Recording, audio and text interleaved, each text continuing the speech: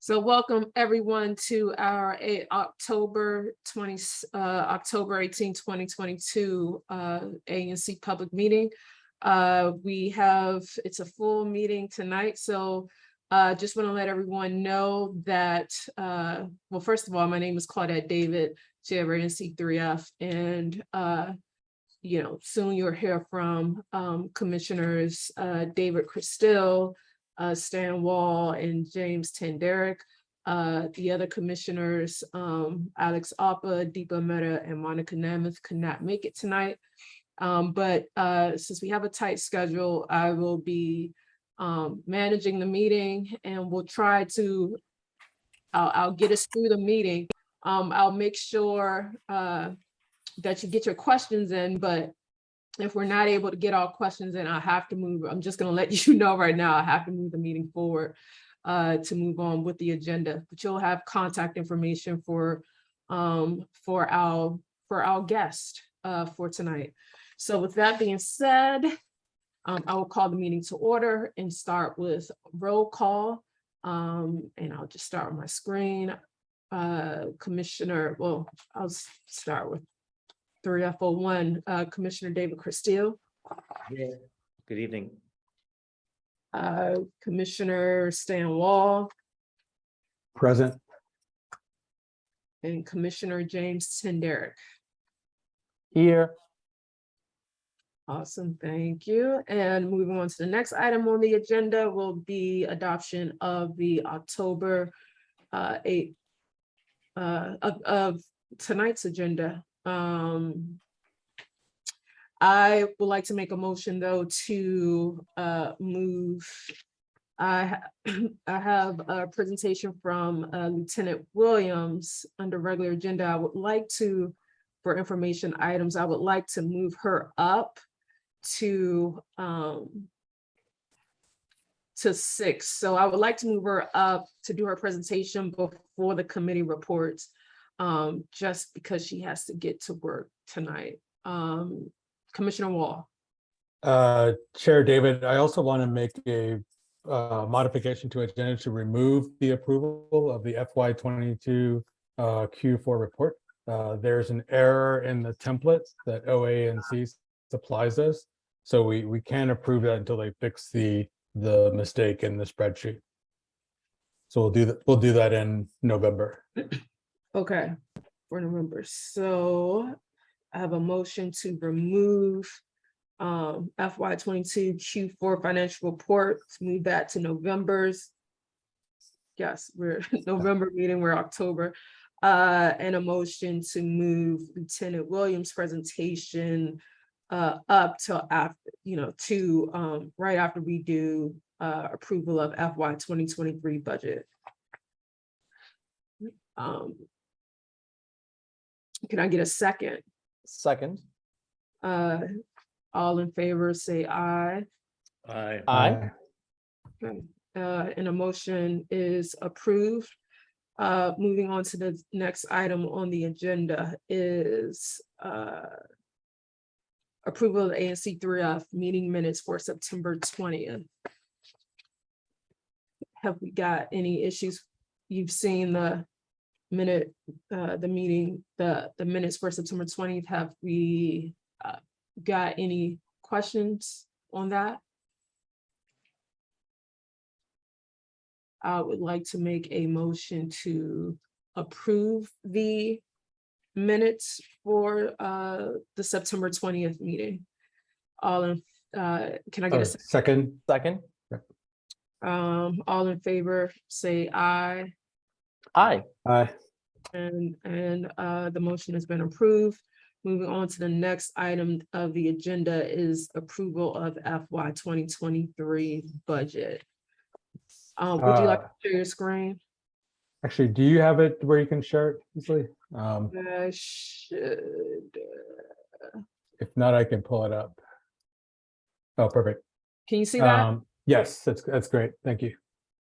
So the FY23 budget, it's very straightforward in that the only changes from FY22 Our district allotment dropped slightly because in the coming fiscal year, we will have fewer commissioners.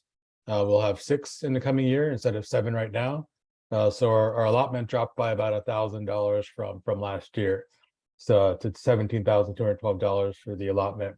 Proposing a transfer from savings of about $8,800 for a total budget of $26,035. This will go to personnel costs, which is unchanged from FY22.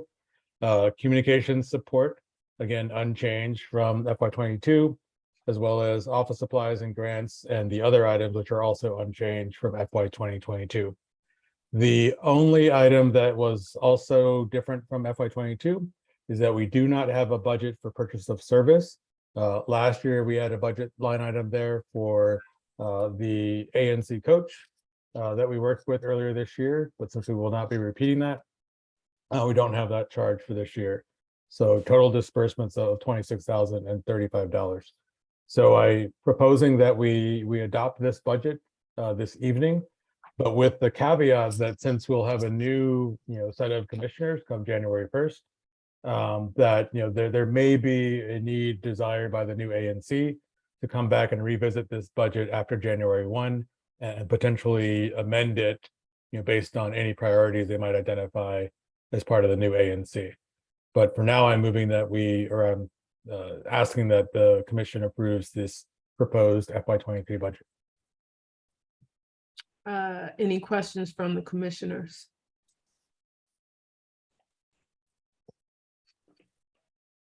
The motion to approve the FY23 budget. All right, can I get a second? Second. All right, all in favor, say aye. Aye. Aye. And the motion passes. Thank you very much. The next item on our agenda now is 15 to 20 minute presentation with Lieutenant Williams of MPD. And Lieutenant Williams, I will find you so that I can add spotlights. Excuse me, Chair David, are we doing any commissioner updates? Or are we moving right into? Oh, I'm sorry. Okay, actually, thank you. No problem. Yeah. Update. All right, Lieutenant Williams, give me a second. Remove spotlight. Sorry about that. Thank you. Ms. Commissioner update. So yes, I'll start with you, Commissioner Wall. Just very quickly, as a lot of folks on this call are aware, we did make a request to the DC Housing Authority for them to provide us with data on how they've implemented their voucher program here in ANC3F. They responded back to us essentially saying that the request as we framed it might be quite expensive. We replied back to them to simplify the request.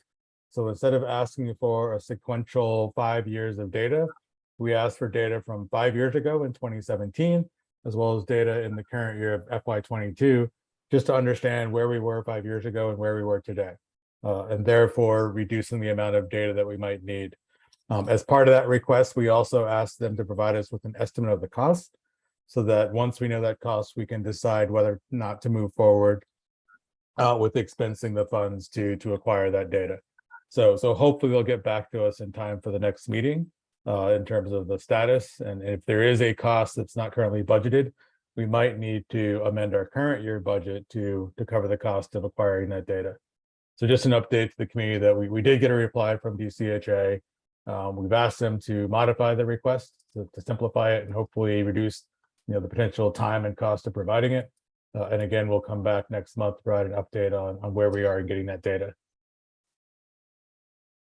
That's my only update. Thank you. Thank you, Commissioner Wall. Any other Commissioner Tender?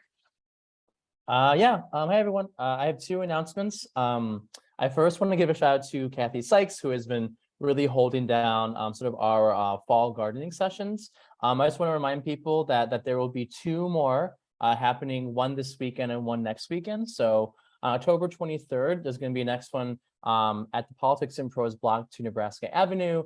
It'll be between 10:30 to 1:30. And the last one is going to be October 30th at the Rosemary Bistro on 5014 Connecticut Avenue. So that's my first announcement. And my second one is to simply vote.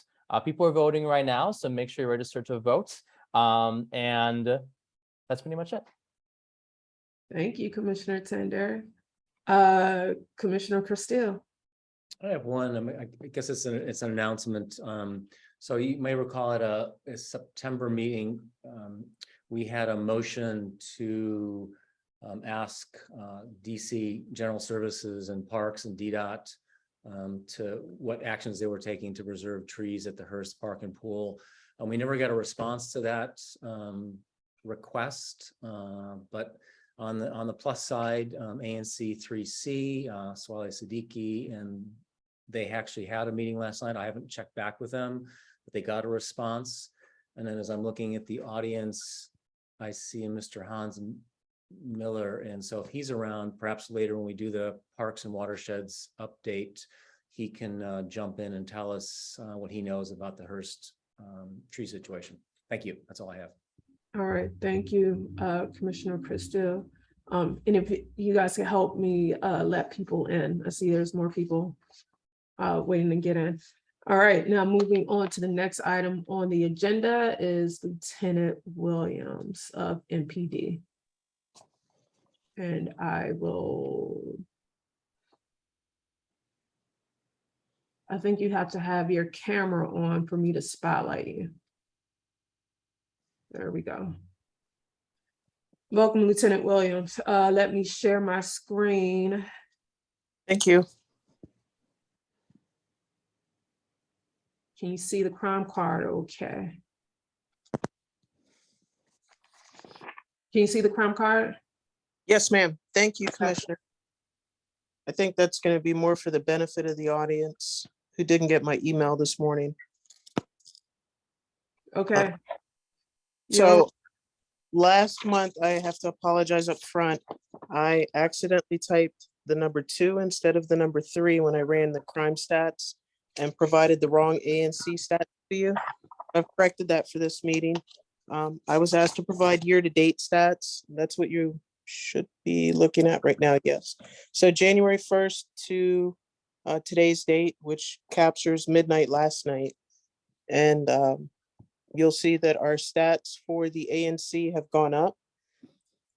However, that is not reflective of the actual PSA. PSA overall stats have gone down. The ANC doesn't capture the full PSA. Where the stats are going up, obviously, as you can see, it's in our property crimes, which we discuss most times. We have our ANC meeting, really theft from autos, thefts, and I'm sorry, my print is a little bit small, burglaries.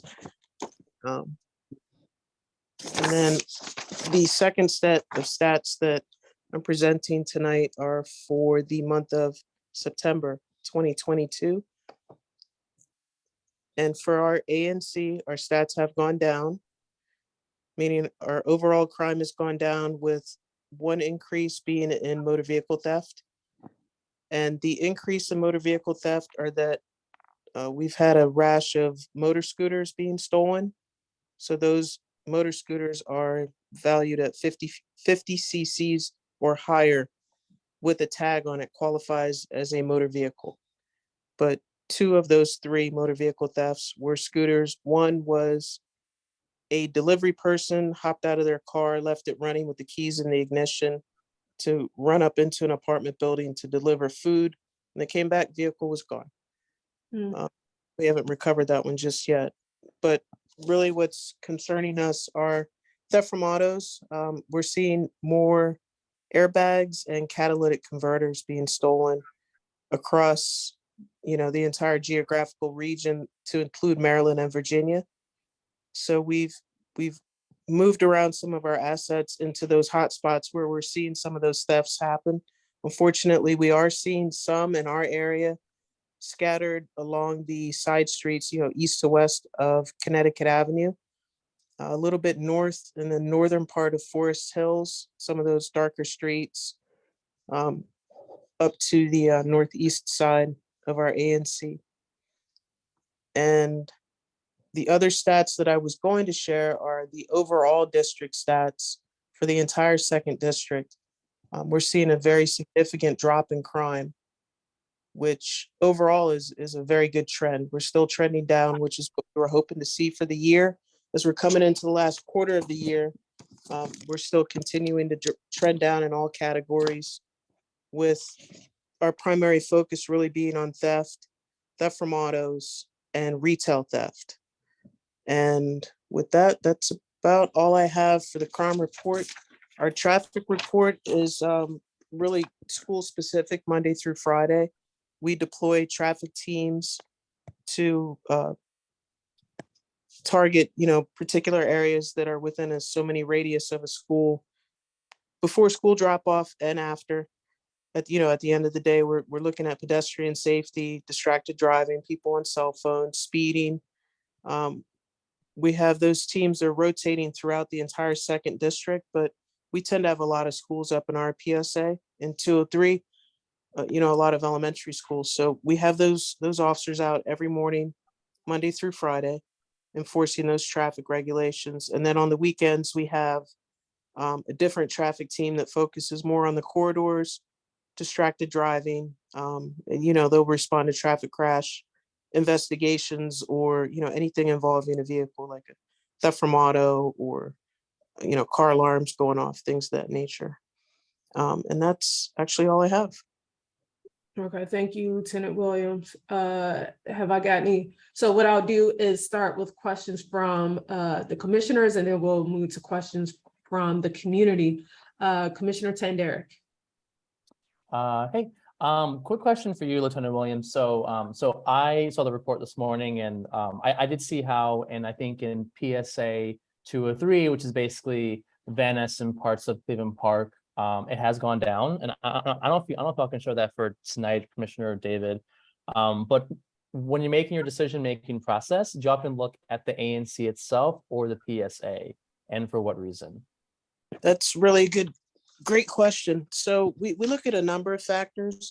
We look at the entire city as a whole first, and that's at the command level, all the way up from the chief, assistant chiefs, and our commanders are making those decisions collectively based on prevailing crime trends and emerging crime trends. When we start to distill that down to the district level, and then PSA level, and then deployment level per shift, we really fine tune it with some other tools that we use in-house. So it could legitimately change on a day-to-day basis. For an example, if we're starting to see a trend coming overnight where other districts are having a bunch of robberies at 7-Elevens, for an example, which is something they had last night in other districts. This morning, when our officers came in, we had a couple go pay special attention to 7-Eleven to deter those people from coming in.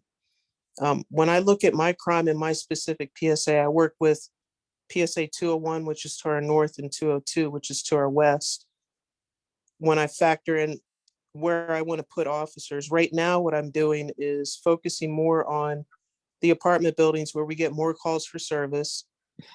We've put sign-in books in some of those apartment buildings. So I have an officer going in there 3 times a day, one per shift, if not 2 per shift as manpower allows, just to talk with the front counter.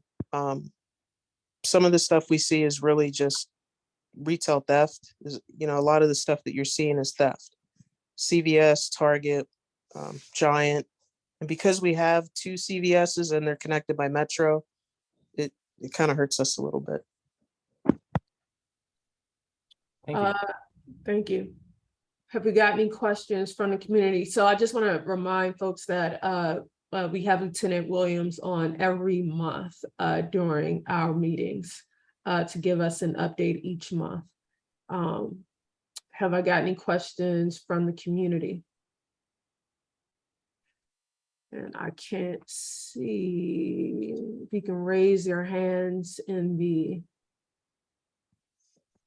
sign. If you can raise your hand in the, or maybe send a message in the chat. No questions. See Mr. Turpin. I put my email address in the chat box. If you would like to be added to the mailing list where I will send out updates, current investigations, or, efforts that we're doing or events that we have upcoming, I can add you to that mailing list. Hi, Hello, My Dr. Turner. hi, my name is Sherry Ann Turpin, and yes, I am a resident. I live on Davenport Street, but I also teach at UDC. So I have a couple of questions. I am a person who walks. I walk everywhere. And as the seasons change, it gets dark a lot sooner. And I get a little concerned about going to my local store. And I've noticed that, for instance, around the Wakefield area, where you have a fire station and the little park. Yes, ma'am. Right. I've noticed that it seems a little dark. And I'm kind of wondering, because I've also noticed that there are people who are homeless. Um, are accommodations being made for them, and while at the same time, do you kind of patrol to make sure that residents, people who walk are safe? As I grow a little older, I'm a little less inclined to walk through the alleyways. I'll be honest.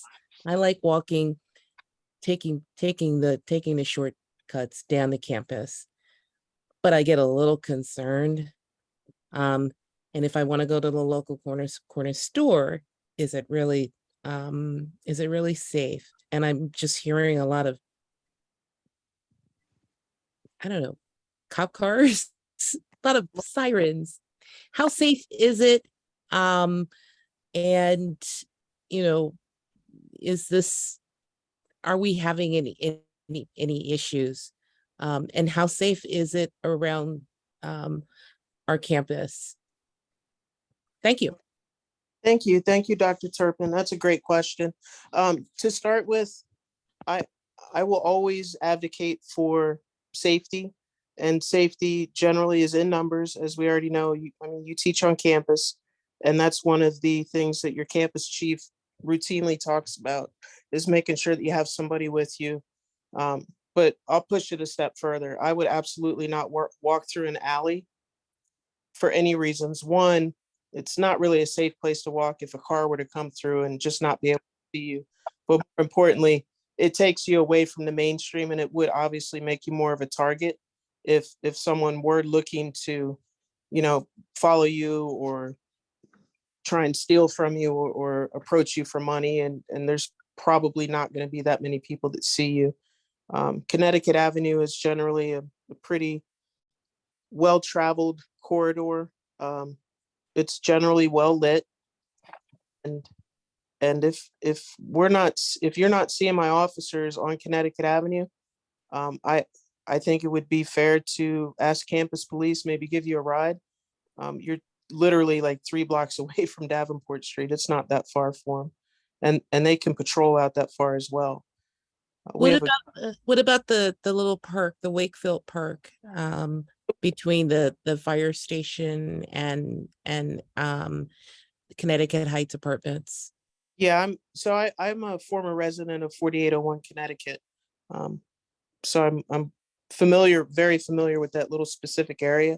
And the gentlemen there's 2 that I know of that live in that park.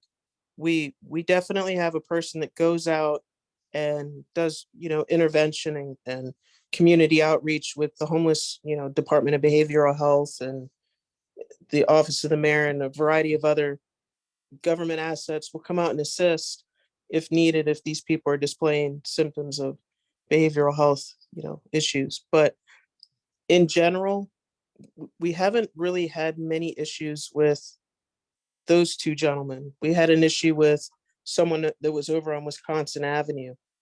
off of Fessenden in Wisconsin, and we ended up arresting him. That particular individual was charged with quite a few cases of misdemeanor sex abuse. He was running up and grabbing ladies' rear ends, and we ended up catching him. So Thank you. there are people out that are obviously doing bad things. I would not go walking at night by myself if I didn't have to. And I'm a police officer. Like, I wouldn't advocate that for anyone. I'm not saying we're not safe, but I think it's safer to err on the side of caution. Have somebody with you, or, Uber, ask one of the officers to drop you off. Thank you, Lieutenant Williams. And also, I just wanted to remind everyone of a crime prevention training. There's a crime prevention training each month. There's one on November 9th at 7 p.m. I put that information in chat, so you can email Samantha Nolan at nolantutor@yahoo.com, which is NOLANTUTOR@yahoo.com. And so we have time for one more question, and then we'll move on to the next item on the agenda. I see Livia Bardeen's hand up. Okay. This is David Bardeen with Livia. I have the question. First of all, thank you, Lieutenant Williams, for the exchange of emails over the last few days. You will recall my interest was not so much in the crimes which are violations of the DC laws, but in the traffic regulation violations, such as running red lights, which you mentioned in your statement. And I have neighbors who are convinced that MPD and DDOT just make it a practice not to enforce traffic regulations against bicyclists. You told me in the email that was wrong, that you enforce all the traffic regulations, depending on circumstances, which ones and whatnot. I was glad to learn that. I would like, because of the issues involving the redesign of Connecticut Avenue, which we're going to take up later on with DDOT, I'd like to understand better than the statistics the good statistics you share with us, what's going on in the enforcement of traffic regulations. So you suggested to me in an email that if I wanted to learn more, I'd have to file a FOIA request, rather than going backwards to what happened last year and 2 years and 3 years ago. Looking forward, could you, in your regular reports to this ANC, report on what traffic violations your team has found and charged people with? I'm particularly concerned about either motorists or bicyclists or anybody else who goes right through a red light and pays no attention to the red light regulations. We're not talking about today, which I gather you don't know now offhand exactly how many of those have been charged. But starting with your next report, would you be able to do that? I will find out if I have permission to do that, but in my 24-year career, we're not allowed to give out specific numbers for a different agency. We're not the clearinghouse for Department of Transportation. So they collect all of the stats. I'm sure I can assure you that we are out writing tickets. We write a number of tickets. A lot of those tickets are for sign or signal violation, signal being red light violation. Right. A lot of those tickets are on Connecticut Avenue. In fact, the majority of the tickets that my officers write Monday through Friday are on Connecticut Avenue. The majority of the deployments tend to be between the 5,000 to the 3,000 block of Connecticut Avenue every day, every morning. So I can promise you that they're definitely out there writing those tickets. Now, Lieutenant, that information. Yeah. Specific number, unfortunately, I'm just not really able to do that. Okay, well, but I'll leave with you and with the commissioners. Given the fact that we have this whole issue of redesigning Connecticut Avenue, where the safety of everybody, of bicyclists, the safety of pedestrians, the safety of everybody's involved. And the red light, for example, the rules are important. I'd like between Metropolitan Police Department and DDOT and the commission to figure out a good way of getting the information to all of us in the community so we could understand it. And it may need some coordination. I've checked, for example, with Councilmember Mary Shea's office, and her transportation expert teaches me that the red light cameras that are installed at some places are incapable of identifying a bicycle that's running a red light. That came as a surprise to me. And so what I'd like to do is have a system going forward where we have some good information that the lieutenant and her team is confident of, the DDOT clears it, that we get the information without going through FOIA processes, which are very cumbersome. So thank you very much. Okay, thank you, Mr. Bardine, and thank you, Lieutenant Williams. It'll be interesting to hear from DDOT later on in the evening to see what we could do there. So thank you, Lieutenant Williams. I will move on to the next item on the agenda, which is the committee report. For those who just joined, we moved Lieutenant Williams up to earlier in the agenda. So is there anyone from Streets and Sidewalks to give us an update? I believe the chair, Bob Dealing, is around. So Bob, if you're out Yeah. there. I am actually, and I believe our co-chair Paul is also on, but I'll just give a quick update. So we took a little bit of a hiatus. I think we didn't meet in August, but we did meet a few days ago, a few of us. And of course, we're sort of working on the same issues we have been for a long time. Several of us have been participating in the recent DDOT walkthroughs involving the Connecticut Avenue Safety Project. And we also talked about some of the ongoing topics that the committee's been looking at, some of the resolutions that have been passed over the last year or two that we're hoping to follow up on in the next few months. But if anyone in the ANC community wants to join the committee, please contact either me or Paul Harrison. We're serving as co-chairs right now. So that's really my whole report. Thank you. And how will they contact you? What's your email? Well, that's a good question. I don't have an ANC address, so maybe it would be better to contact one of the commissioners who is on the committee. So probably the better way would be contact Commissioner Chris Steele, I believe, or Commissioner Wall in the next few months anyway. Contact them, and they'll be put in touch with either Paul or me. Thanks. Okay. Thank you, Bob. Sure. Thank you. Is there anyone from Parks and Watersheds Committee?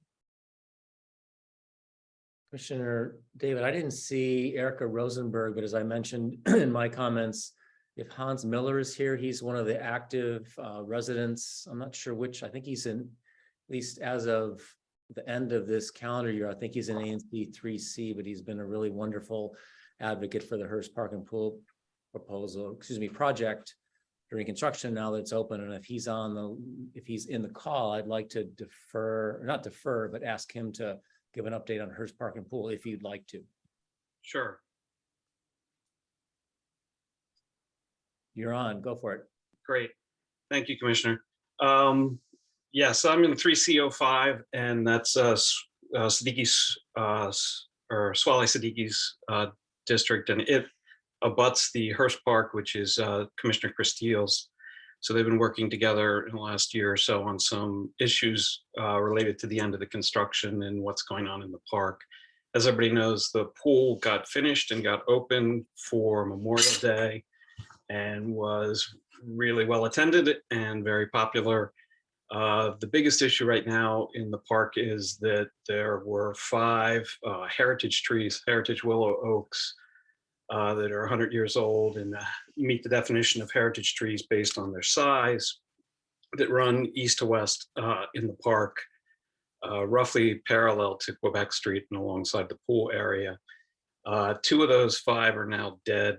The city arborist has determined that one of them is, well, actually, one of them is not yet dead. She believes it will die, and that's related to construction impacts.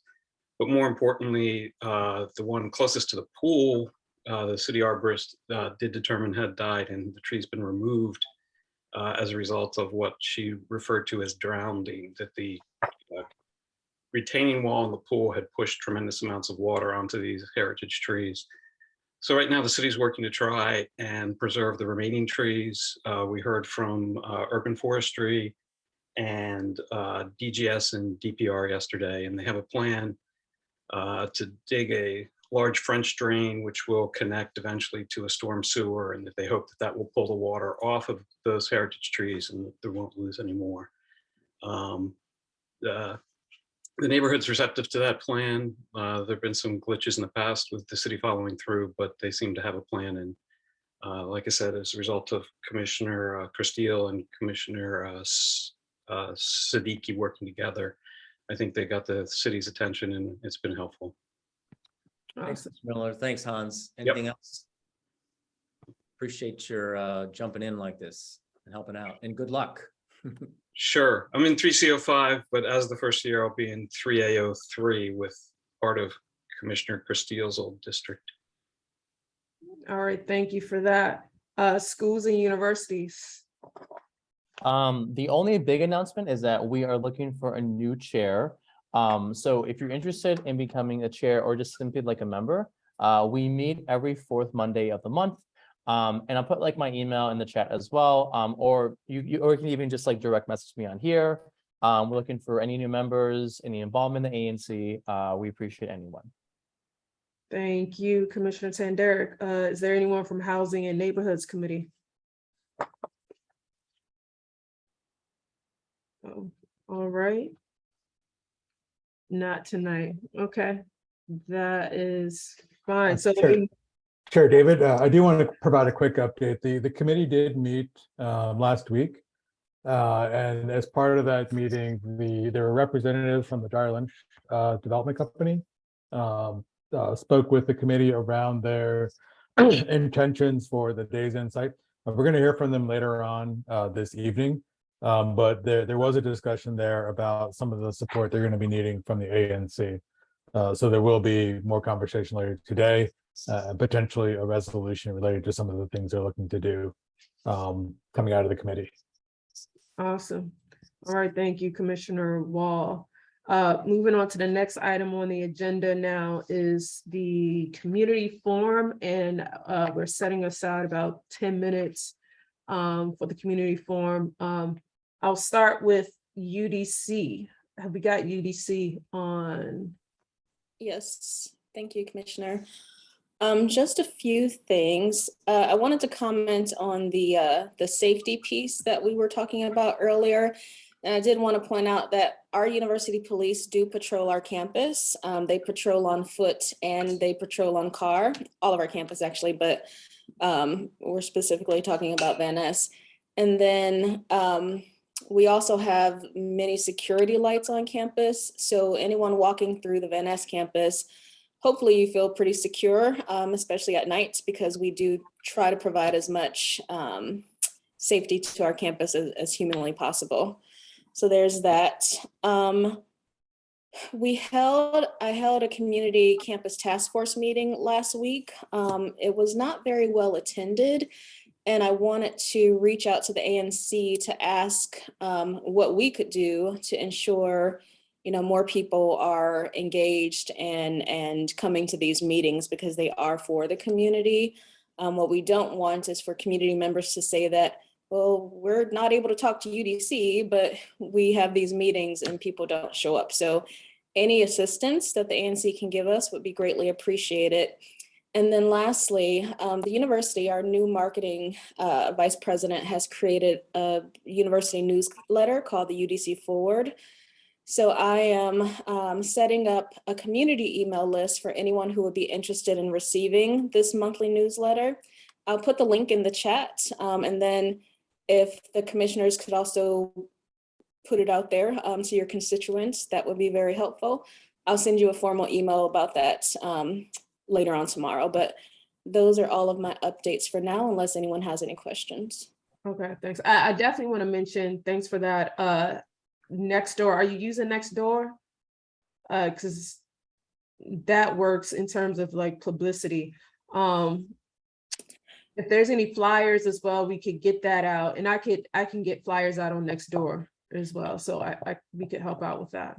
Okay, I generally send information to the commissioners via email, and then to Venice Main Street and to the Forest Hill Connection. Okay. James, Commissioner Tenderi. Yeah. Hey, Juanita. I was gonna ask you, like, I don't know if you're any part of any type of like local like Google groups and everything too. Those are really helpful in sort of reaching out to like neighbors in the area, because many of them like usually sort of like kind of simple groups to get information. Okay. If you can give me any information on how I can sign up for these groups, I would really appreciate it. Cool. I'll reach out. Thank you. Thank you. Have we got, is there, do we have any questions from the community for UDC? Okay, seeing none, thank you. I'm sorry, I have one more thing. Wait, a quick thing. I just clicked the forms link and it says that we don't have permission to view or respond to the form. Okay, I'll fix that right now and Okay. resend it. Thank you. All right, thank you. Have we got Gloria Garcia from Venice Main Street? Yes, good evening. Gloria Garcia, Venice Main Street. Just wanted to check in and thank everyone for supporting Art All Night. It's only the third time we've done it, and the second time under my, tenure. And this year we had more than 4,600 people come to the corridor, upper and lower. And we had more than 50 vendors and performers. We had more businesses participate. We had 3 new businesses participate, which was exciting. I think everybody knows what happened at Bread First at their pop-up. So we know that we love pop-ups. We have 2 more events to close out the year. The next one, obviously, Commissioner Tanderick mentioned the plantings that are still happening on Sundays, thanks to Kathy's leadership and his leadership. But we also have, as many of you know, Venice Main Street absorbed Friends of the Forest Hills Playground, and we are going back to the Spooktacular event on October 30th. And this is one aimed at families with children, young children, and then also to get them out to the corridor. So we're having an event at the Forest Hills Playground from 10 to 12. And then we have 8 businesses thus far participating in trick or treating from 12 to 3. So businesses will be giving out, candy, and that way interacting, and they're offering brunch specials. So it's kind of exciting, but we've got, Franklin Montessori, UPS, we've got, a lot of businesses that normally don't interact. So it's very exciting. And then just note the holiday pop-up is on December 10th from 11 to 4. So we're going to have another 40 plus vendors out there. The only thing I can add about the businesses, they're still experiencing a huge issues with, our mental health crisis. So somehow now we've got issues on the upper corridor. I was just working with DBH this morning. They're sending a team tonight and into tomorrow morning. They're still dealing with that. I think we all are. And then obviously everyone knows that Uptown Market shuttered its doors, and it's sad, but we rest assured Sol Senders is on it. They are on our board. And so we're hoping that, we can get something in there that's not another market, because we can't support another market, especially with Mom's Organic coming and Wegmans also opening up on Wisconsin corridor. So that's really all I have, but just great thanks to this set of commissioners, and to the whole community for the support. Thank you. Thank you, Gloria. we've got a few minutes left for the community forum. I see a question from Amy to Juanita about finding a home for the food pantry. Yes, I understand the food pantry was given a reprieve, but it was temporary to be behind what used to be Walmart, and before that Payless gas station. Was a permanent home found for the food pantry? We post, I'm the president of the Tenants Association at the Connecticut House, and we post where the pantry is for people who may be in need. Thank you. So we have not found a permanent location. However, the contract has been extended an additional 3 months. So it will run until January 31st of 2023. If it's extended past that, I'll know at a later date, but they have received an additional 3 months. Thank you. You're welcome. Right. Thank you, Juanita. We have time for one more question or comment. So I see the Bardines, Olivia Bardine. I had a question for UDC. I'm sorry we didn't get up my hand up fast enough. And I think the previous meeting of this ANC, or one of them, outgoing President Mason of UDC mentioned that he has some plan to make the main entrance into UDC be at the Metro Rail and past what he called the balls, I would call them the spheres, and into the area where the loading dock is. And I, for the life of me, can't understand how that would work, given the loading dock, given the garage and whatnot. And I do want to raise that with UDC. I raised it with him in an email, but we haven't gotten together yet. I just don't see how that could be possibly done. So I think that.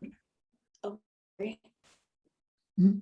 I was gonna say, if you could add your email address to the chat, I will talk to the president and let him know that this concern has come up and that you are requesting some additional information from him.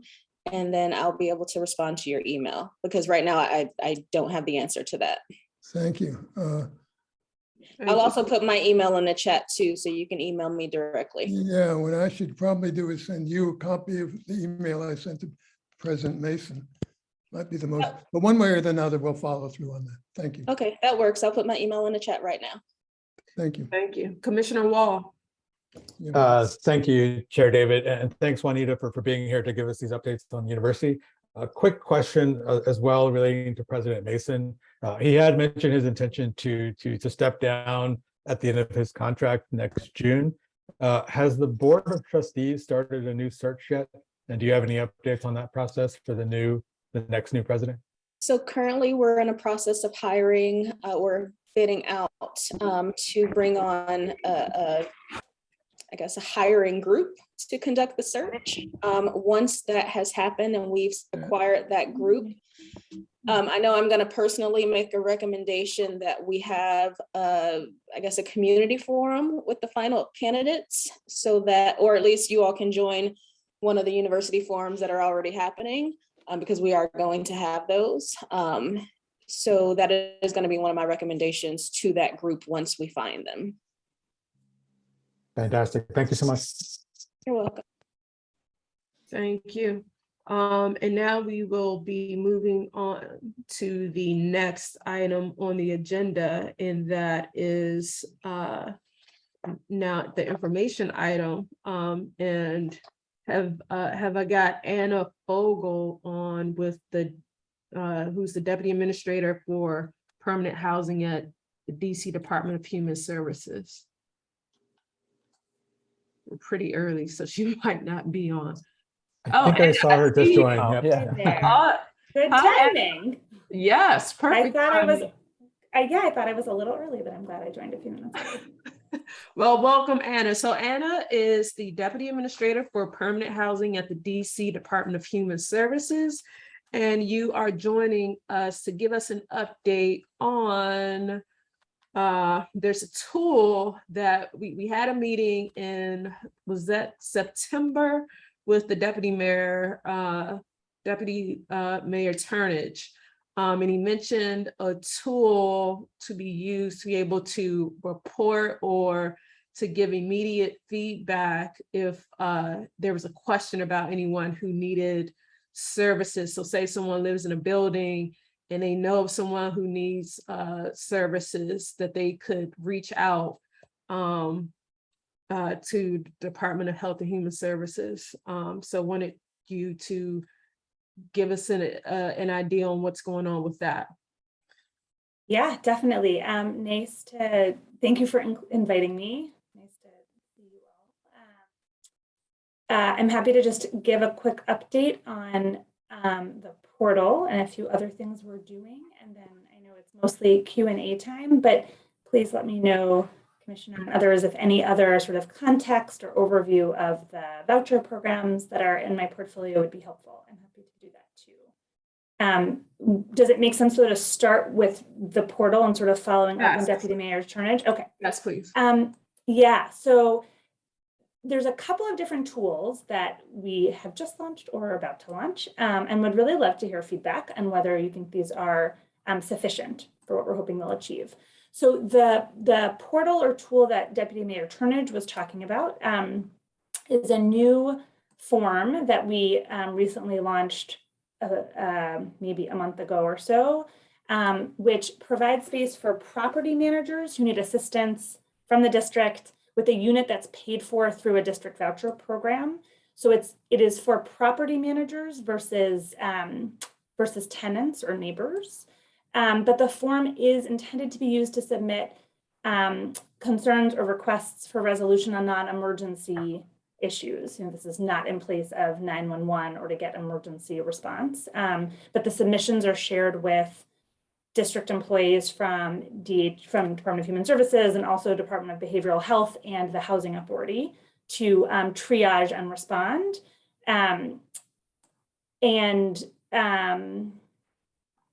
We've gotten a handful of responses so far, and like a number of our other programs, it's a way to, again, to sort of triage and coordinate and have a avenue or venue for property managers to raise up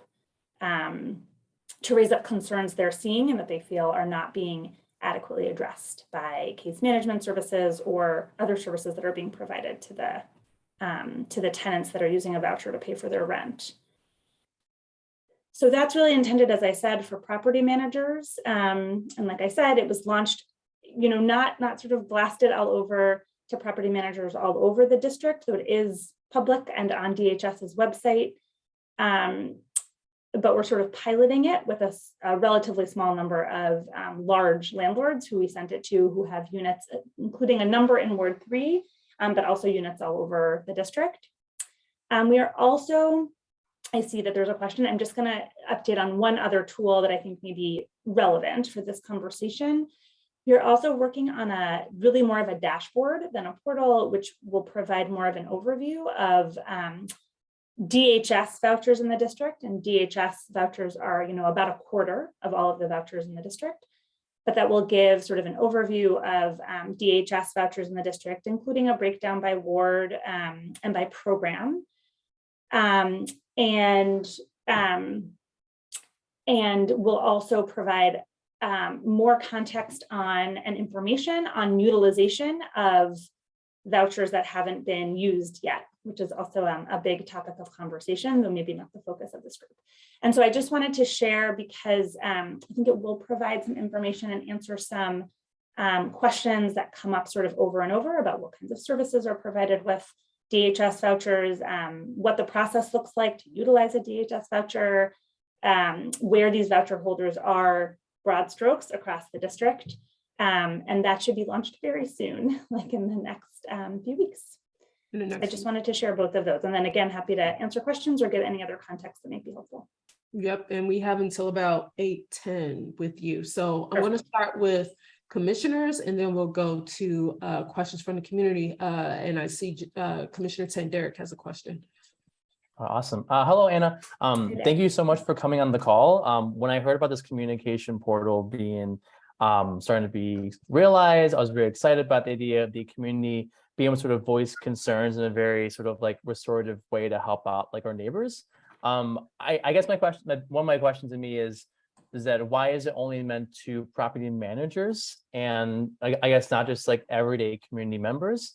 And how can I guess trying to figure out to me like how can like groups of people make sure like if they have concerns about the community like they can make that known in this communication portal, because it seems like it's only meant for property managers and like managers, they have some connection to like their residents and some do not. So I'm just trying to figure out about how can we make sure like residents like voice their concerns in a way to like make sure like they're being heard.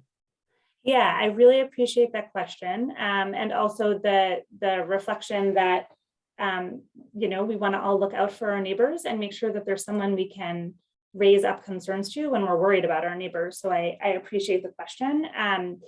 There's a couple of reasons that we are limiting it to property managers. One is that we are not able to share information about neighbors and private citizens with anyone, whether they're voucher holders or not. There's just very limited information we're allowed to share, including even being able to confirm whether someone's a voucher holder or whether they're a DHS client, whether they're receiving DBH services. There's a lot of privacy rules in place for a good reason. And so one reason to limit it to property managers is that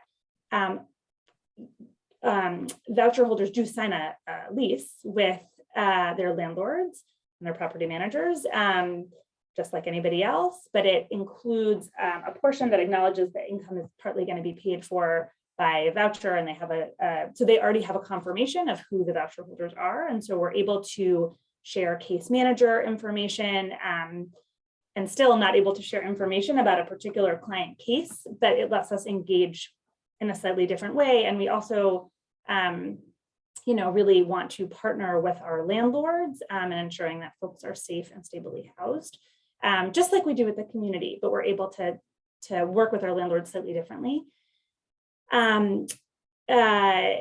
The other thing I'll just say, but I'm very open to talking about whether there's a different tool or portal that we should be considering that allows community members. I think it wouldn't be, anyways, I'll come back to that.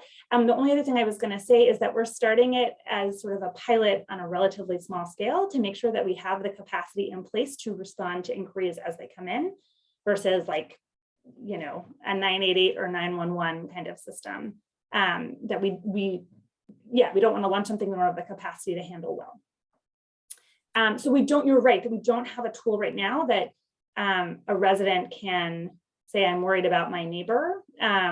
And so very open to talking about that and thinking about where that would be housed, because it may or may not be a voucher holder. And I will tell you candidly, we've had concerns and requests flagged by neighbors about other neighbors, and we can't confirm whether they're voucher holders or not, but on our end, I can check, and very often they're not voucher holders. So there's, again, a limit to what DHS or even any of the agencies can do. So would love to hear more reactions to that though. Okay. Yeah. I was saying, I was gonna say too, yeah, because it seems like this is meant for any resident that may be in a crisis, but like whether or not like they may be like a voucher holder in themselves, correct? Or is it only really meant for the voucher portal recipients? The portal is really meant for voucher recipients, or not just vouchers. I would say anyone who's receiving support from the district for their rent. So it would include rapid rehousing, which is not a voucher, which is a subsidy though. It's really intended for that because other issues that are not related to district supported folks who are getting district support or federal support for their rent, it may be more of a landlord lease issue versus something where the district would get involved. And of course, for emergencies, I think everybody knows this, but I will just say it again, for urgent concerns about mental health, folks should be calling 988. And of course, for public safety, 911. So any of these tools we're talking about wouldn't replace sort of emergency services or public safety responses. All right, thank you. So we have a lot of interest tonight. So I'll start with there's a comment in the chat that I'll read, but then we'll have Dr. Turpin, then I saw Amy and then Andrew, and then we'll close out the discussion because I know with that question and response, we'll get past 8:10. But so right now the comment from Kathy is thank you, Anna, much needed information. Would be so helpful to have a fact sheet about the various voucher types, eligibility requirements, distribution across wards over time, information on contract service providers, etc. Thank you. Definitely, we can provide that. Okay. Well, how would you provide that? Are you giving that to us and then we distribute that? How would you do that? Yeah, that's what I would, I mean, whatever you Okay. think, but I would suggest that just given that we've been in touch. Okay, and then we'll try to get that on our website as well. What did I say? So Dr. Terp, so if you can keep your questions or comments. I'll do my best to keep Okay. it as brief as possible. Trust me, because I teach on Zoom, so I know how this works. Okay, so real quick, I'm a person who has neurological issues. What that basically means is that I have seizures, and I've ended up, falling unconscious on the street, literally, as well as in my apartment management office. So here's the thing. I'm one of those people who probably needs to sign up for the transportation, the little I hate to say this, short bus. I don't know how to do that, for one. Number two, I probably need a social worker. I hate to say this, 56. District government gives you zero information other than go fill out a form someplace and you may or may not hear anything in terms of social work, whatever. And look, I've had emergency people come to my apartment, bust down my door. I'm one of those people who probably needs to have a bit more other than just about emergency rent, which is great. But I would think that if it's DHS, it would be human services, which would include social work. And so kind of want to know what can be done? What can you all do? What can we as a collective do? Thank you for that question and sharing some of that context. I think what I would suggest, Dr. Turpin, is that I follow up with you separately on specifically how to get connected to services. It sounds like very high level from what you're talking about. It would likely be connected to DACL, the Department of Aging and Community Living, versus DHS. But either way, we could figure out how to get you connected to the services you need. But I think we could do it more efficiently in a one-on-one. So I'll put my contact information in the chat if that's okay. And I just Perfect. encourage you to follow up. Excellent. Thank you. Awesome. Thank you. Amy. Hi, Anna. It's nice to see you. I got to know you at the Friendship Place training. Yes. Couple things. For the tenant leaders, several of us are on the call.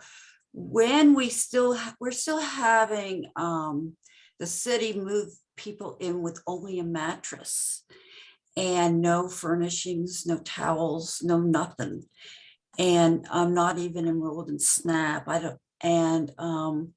So the fact that that portal is just for the landlords handicaps the tenant leaders from connecting people who are moved in without anything. Secondly, I would like to offer a suggestion for you to take back to your leadership is that it would be great if you once a month would go to each of the apartments that have significant voucher holders and just have coffee with a social worker.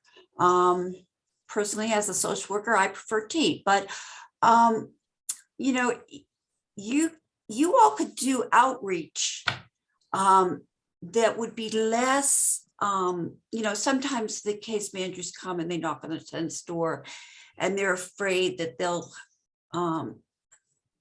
their apartment's untidy or that their kid may not have gone to school that day, so they don't answer.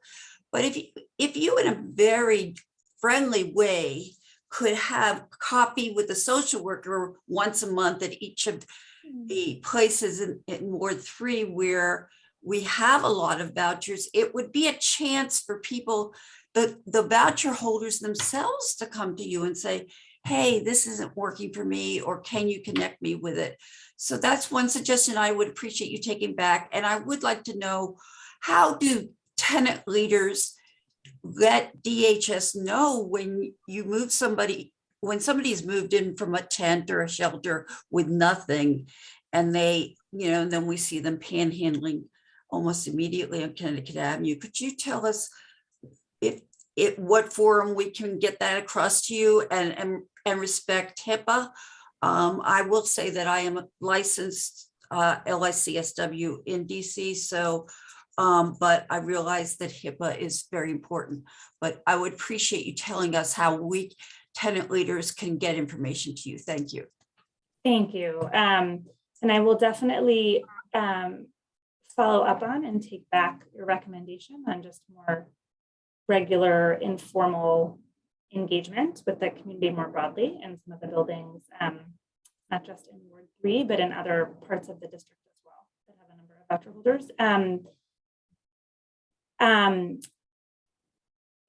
What I would say is that for clients that are moving in with this is going to be just a partial answer, I will acknowledge, and that's because I'm at DHS, and so that is really my purview, but I can speak a little bit to some of the other programs.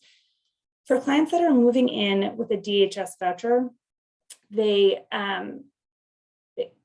should not be moving in with only a mattress. They have allowances for furniture and a requirement that they're connected to benefits, including SNAP and any other benefit they'd be eligible for.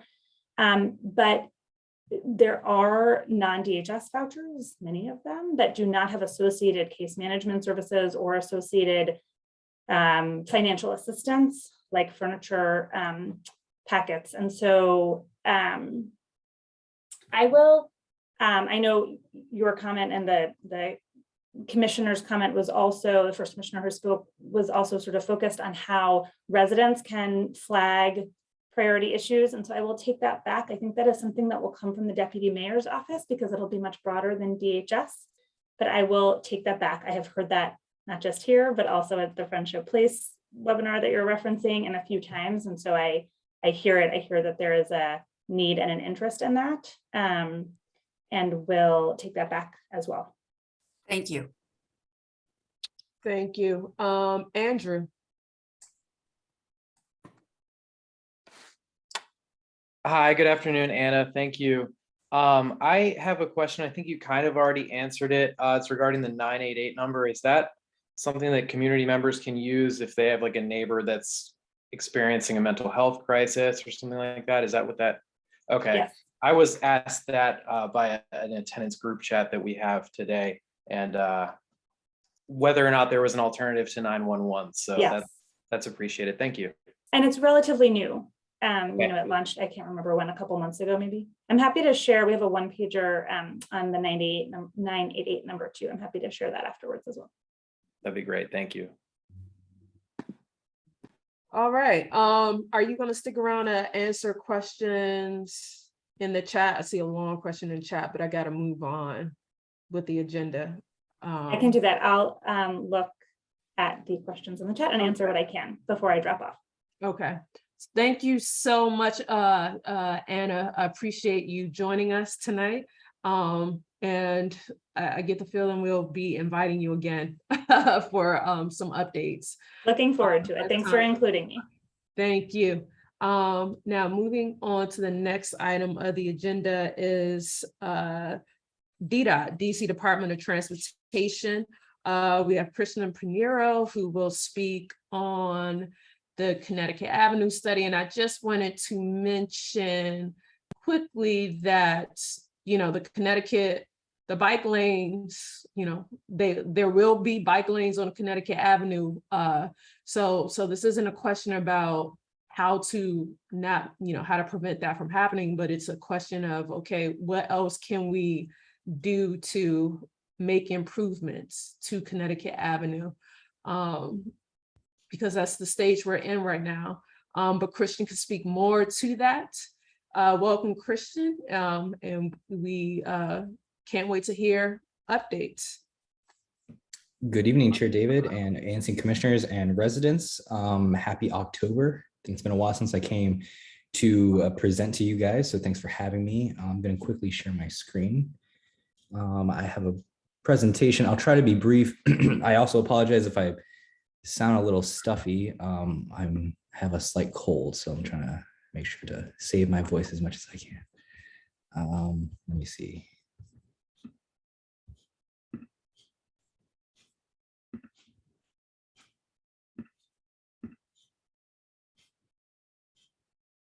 Are you able, because that's put a spotlight on everyone, so I don't know if that changed anything. I don't see a feature. Usually Zoom works well for me. You don't see a share screen? No, I do see the share screen. It doesn't seem like it gives me a screen option to actually share it. It has like virtual background, video, computer audio. Not sure. You don't see the share screen option. Well, you see share screen, but you don't see. Let me try again. Let's see files. I would hate to send you guys the slides, but I can do that if that would probably be better. Yeah, send it. If you are able to send that to me right now, then I can pull that up. Yes, let me do that real quick. I apologize, everyone. No worries.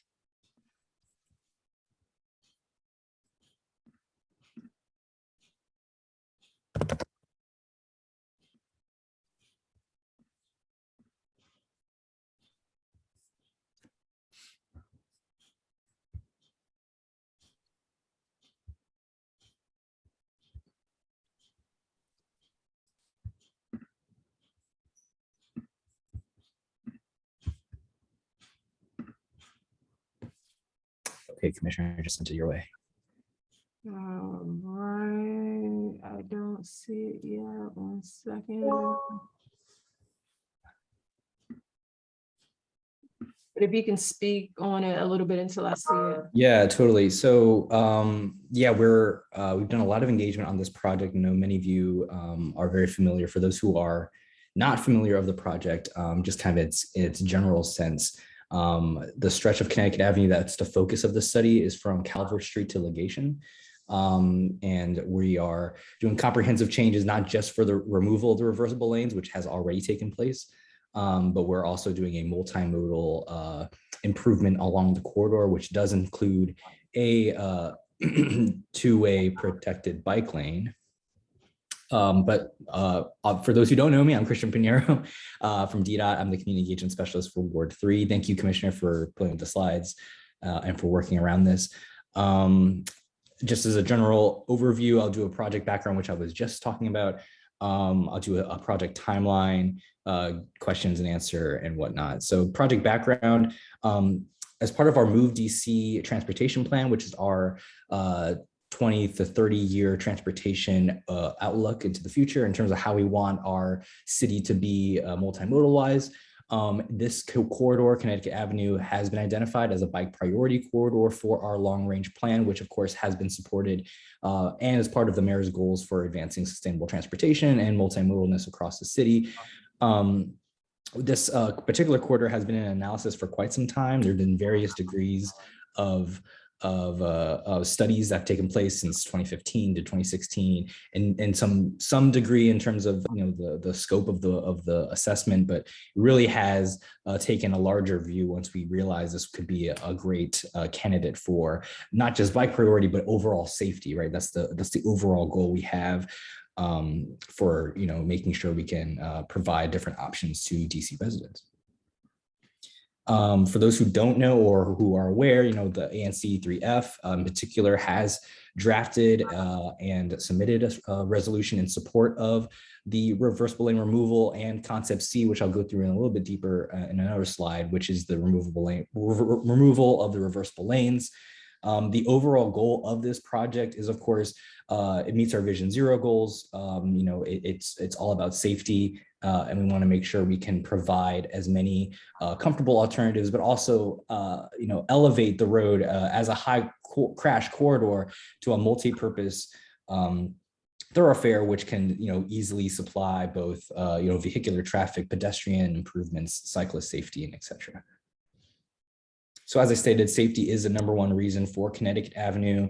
In the past 5 years, there actually have been over 1,500 reported crashes. That's a variety of vehicular crashes, pedestrian crashes or conflicts, cyclist crashes and conflicts. And so in that 5-year period, to have that amount of reported crashes indicates to us as an agency that this particular corridor is in need of renovations, of retrofitting, and how can we make it very suitable for all DC's residents across the city. So prior to the pandemic, of course, this study was done before the pandemic. I know I've heard a lot of comments about DDOT doing the study during the height of the pandemic, so the volumes of traffic weren't as high. The studies do go as far back as 2019, which of course, that's when the speed limit was 30 miles an hour. We had a very substantial width from right-of-way and curb to curb, which included about 6 lanes of travel of traffic, which we're going to reduce to 4.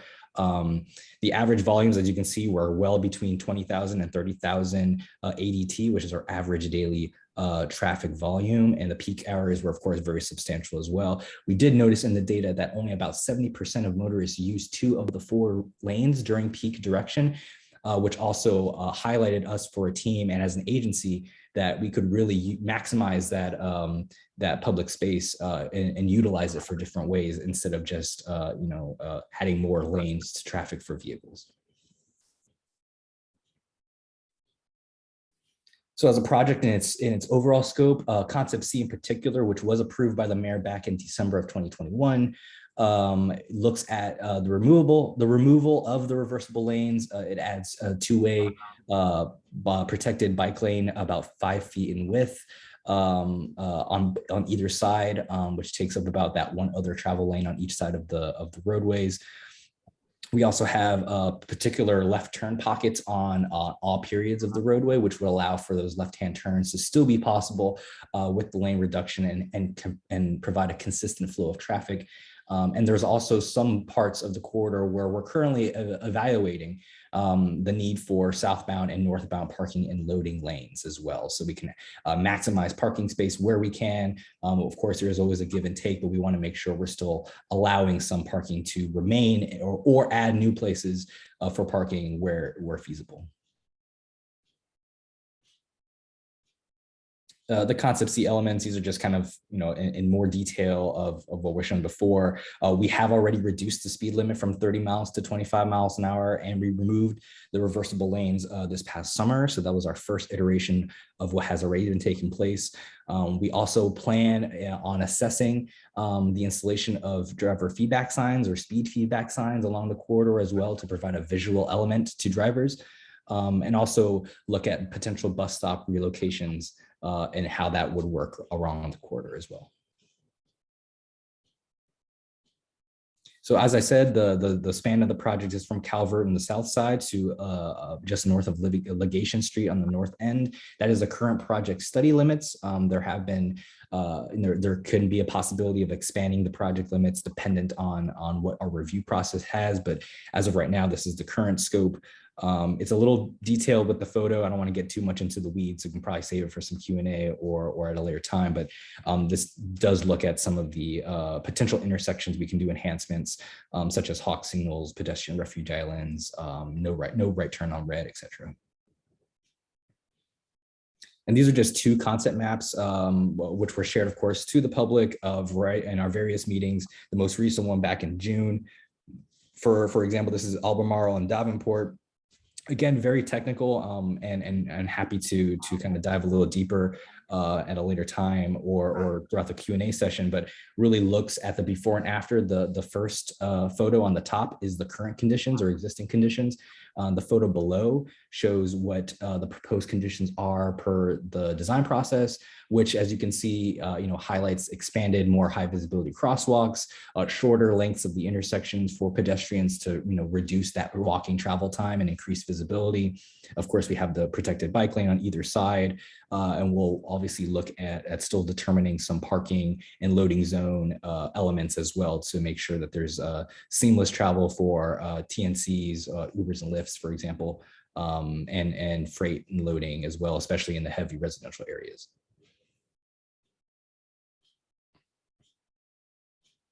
So for our project timeline, we are already in the kind of the stakeholder meeting process. It kind of is a continuing thing. We'll be doing many more meetings, both virtual and in person, throughout the entire time. But starting from winter and spring of 2022, we did another round of data collection, which of course led us to our stakeholder meeting starting in summer of 2020. And then our concept evaluation, which took place in the winter of 21, which of course was the time where the mayor announced the concept C was the choice for the project. From what we've done as of now, we've had a variety of public meetings. The first one, of course, first major one, of course, happening in March of 2021. We had a review period with our agency and the mayors to determine some of those elements, which also included a racial equity study, which won't be released probably to the end of the year, if I'm not mistaken. So we can definitely, we'll be on the lookout for that. We're doing initial content designed right now. And then of course we'll have a public meeting, or I'm sorry, we did that during this past spring into the winter. And then we'll have, we had a public meeting number 2 back in June of this year. During that public meeting number 2, that was held at the Cleveland Park Library. It was, I'm sorry, not the Cleveland Park, the UDC, one of the ballrooms there. That was both a virtual meeting and in person. We had the first day was just a round of virtual meetings. The second day we actually did do the in-person event, which was highly well attended. I was there. I got a chance to really speak to some of the residents about the project as well. And I have our technical experts also there to talk about the parking pieces, the signalization. And so we received a lot of great feedback from you all. We really do sincerely appreciate that. Of course, as I said, this is just one of many rounds of public engagement that we will continue to do as to move forward with the design plans. We also did a variety of community walkthroughs. Actually, just this past month, we've held 3 with our community advisory committee and also some other interested residents who came along to look at some of the stretches of the road. We talked about parking, we talked about loading. We looked at different ways we could utilize public space in a productive manner. And it was really great for us. We'll incorporate these feedback, this feedback as well with the review process. And of course, and further iterations of community engagement. So this timeline is similar to the other one. It kind of goes, kind of looks on hindsight 2020 up until fiscal year 2025. As you can see, where the public engagement period goes all the way through the next 3 years. We'll have a concept refinement for the plans, which also includes a preliminary and final design, which would terminate at fiscal year 24, approximately about springtime. We'll have our construction procurement, which roughly is about 6 to 8 months, with our infrastructure and project management division, which will take the technical lead on the actual construction. And then of course, construction will take place during fall of 2024 into spring of 2025. As for what makes up our community engagement, we do have a community advisory committee, or a CAC is what we call it, which our project manager has developed in terms of making sure we can hear from the ANCs, from residents from certain committees within those groups as well. They'll be part of the public meeting process. They'll be part of some of the rolling up the sleeves technical conversations on how we can maximize your expertise as residents and committee members in the community. And so we really want to take a hands-on, outward-facing approach for this type of project. And as you can see, we've had many different changes. Several faces of on this list are from this commission as well. And so as the new agency season comes January 1st, we might have some turnover with some names, but the process will definitely continue. We've also spoken to a variety of organizations and stakeholder groups along the corridor. That's from jurisdictions in our Maryland, nearby counties from Maryland.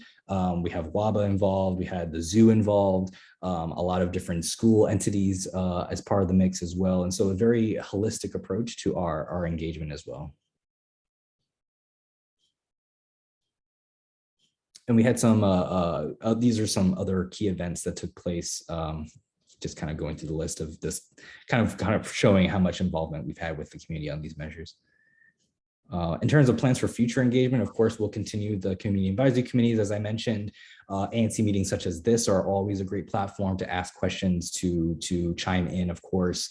We'll have a further public meetings as well, which are more of an open forum for people to share their thoughts and insights. And of course, we'll stay as proactive as we can to upgrade our project website with the most current information for everyone to see. As for next steps, we're still in the refinement phase and some of the technical pieces about the parking, about loading, looking at signalization, certain areas such as hawk signals, which are the flashers for pedestrians and some of those high crash intersections. Will be studied as well. We want to really take, this is not a bike lane project. I know that's kind of a big piece of the pie, but it's really just a safety improvement project at the core of what we're doing. And so it's taking one stretch of road and seeing how we can make it useful for all modes of transportation beyond the cyclists as well. In addition, we'll also have some potential traffic calming review locations, which are some of the ancillary roads. If you scroll down a little bit, on some of the neighborhood streets as well. So we'll look at surrounding streets, Utah Avenue, Nevada Avenue, Brandywine, Macomb, 41st, Chevy Chase Parkway, a lot of those intersecting streets as well. We do know that cut through traffic could potentially be a big topic of discussion. And so we'll look at these other potential locations for traffic calming measures, ways we can use to have that part of the conversation, especially for the residents who live near and in the surrounding neighborhoods. So we definitely are taking those into consideration as well. As I mentioned a few moments ago, we also are considering the potential expansion of the projected bike lane from Legation Street south of Chevy Chase Circle. So not to the circle, but up to that area. None of that is confirmed. We're still looking at the data. We're looking at your comments, looking at the feedback we're getting from our external partners and internal partners, and seeing the benefits of that. So that's going to be a continuing conversation as well, but something to look forward to in terms of how that might change some of the dynamics of the project scope down the line. Other factors that we'll look at, of course, is bus stop locations, as I mentioned, slip lane removal, which are those roads that kind of curve out next to an intersection that provide like a yield for oncoming traffic. It's been a priority of DDOT to really make sure some of those are removed because there's just a general safety hazard that they play in terms of cars playing the guessing game of terms of when to go. And so we're looking at how can we reevaluate that public space, make it into green space, use it for, just infill it and make sure that there's kind of clear intersections. So that's part of the process as well. No turns on red, which of course is a process we're doing across the city as well to ensure that there's, a safe passage for turning vehicles to the right and some, elements like that. And others include, hawk signals, as I mentioned, and looking at, pedestrian refuge islands and how we can really make sure that there's an adequate space for people to, live, work, play, worship, and just feel committed in a city. We all know, based on many studies, that multimodal cities are great for thriving and great for healthier living. It's lifestyle, and so that's part of the mayor's goal, as well as our goal at DDOT, to really make sure that we're providing a corridor that is for everyone for decades to come. So I hope I didn't go a little over time. I really do appreciate everyone for joining, and I'm open for any and all questions. Christian, you always go over time. But no, this is much appreciated. I will keep the slide up. I will keep it up. And what I'll do different this time is we're going to, because we've heard so much from the community, I'm going to start with the community first. Community questions. We're going to keep you on until about 8:40. So I will start with someone lowered their hands. I thought I saw 2 hands, but now I see, okay, I see 1 now. Actually, You got Livia, the Bardines is 1. okay, so Livia Bardine. And then I'll go to James. Thank you. This time it is Livia Bardine speaking. I've been looking at the maps, and I'm very interested to hear your concerns about safety, because I was quite struck that in the concept here, there's absolutely no provision for observing the ADA regulations for helping people get on and off the sidewalk and in and out of buses and in and out of cars. So that's one point.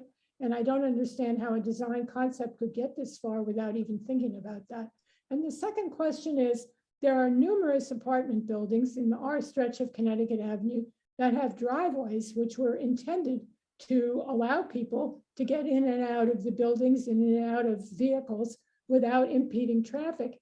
And yet your plan does not acknowledge the existence of any of these driveways. So I would like to be sure that you understand that these driveways exist.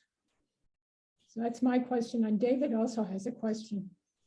Ask you a question. Well, Mr. Pinheiro, thank you for coming. I sent you some of my questions by email, but I don't know if you had a chance to look at them. First question, does the Federal Highway Administration guidelines or standards govern the Connecticut Avenue project and other projects in the DC, or are they just optional? Second, as Americans with Disability Act standards that my wife Livia just asked you about, do they govern you or are they just optional? Third, looking at what was handed out on the walks, I don't know if you can see this thing, there are symbols that on your map, you know what they mean, but there's not, the legend doesn't explain them at all. So I'd like to see that covered. Fourth, earlier, Lieutenant Williams from the 2nd District talked to us about traffic enforcement, such as people crossing red lights with a violation of making forbidden turns and that sort of stuff. She didn't know that she was free to give the ANC and the community any statistics, since these regulations are issued by DDOT and not by DC law.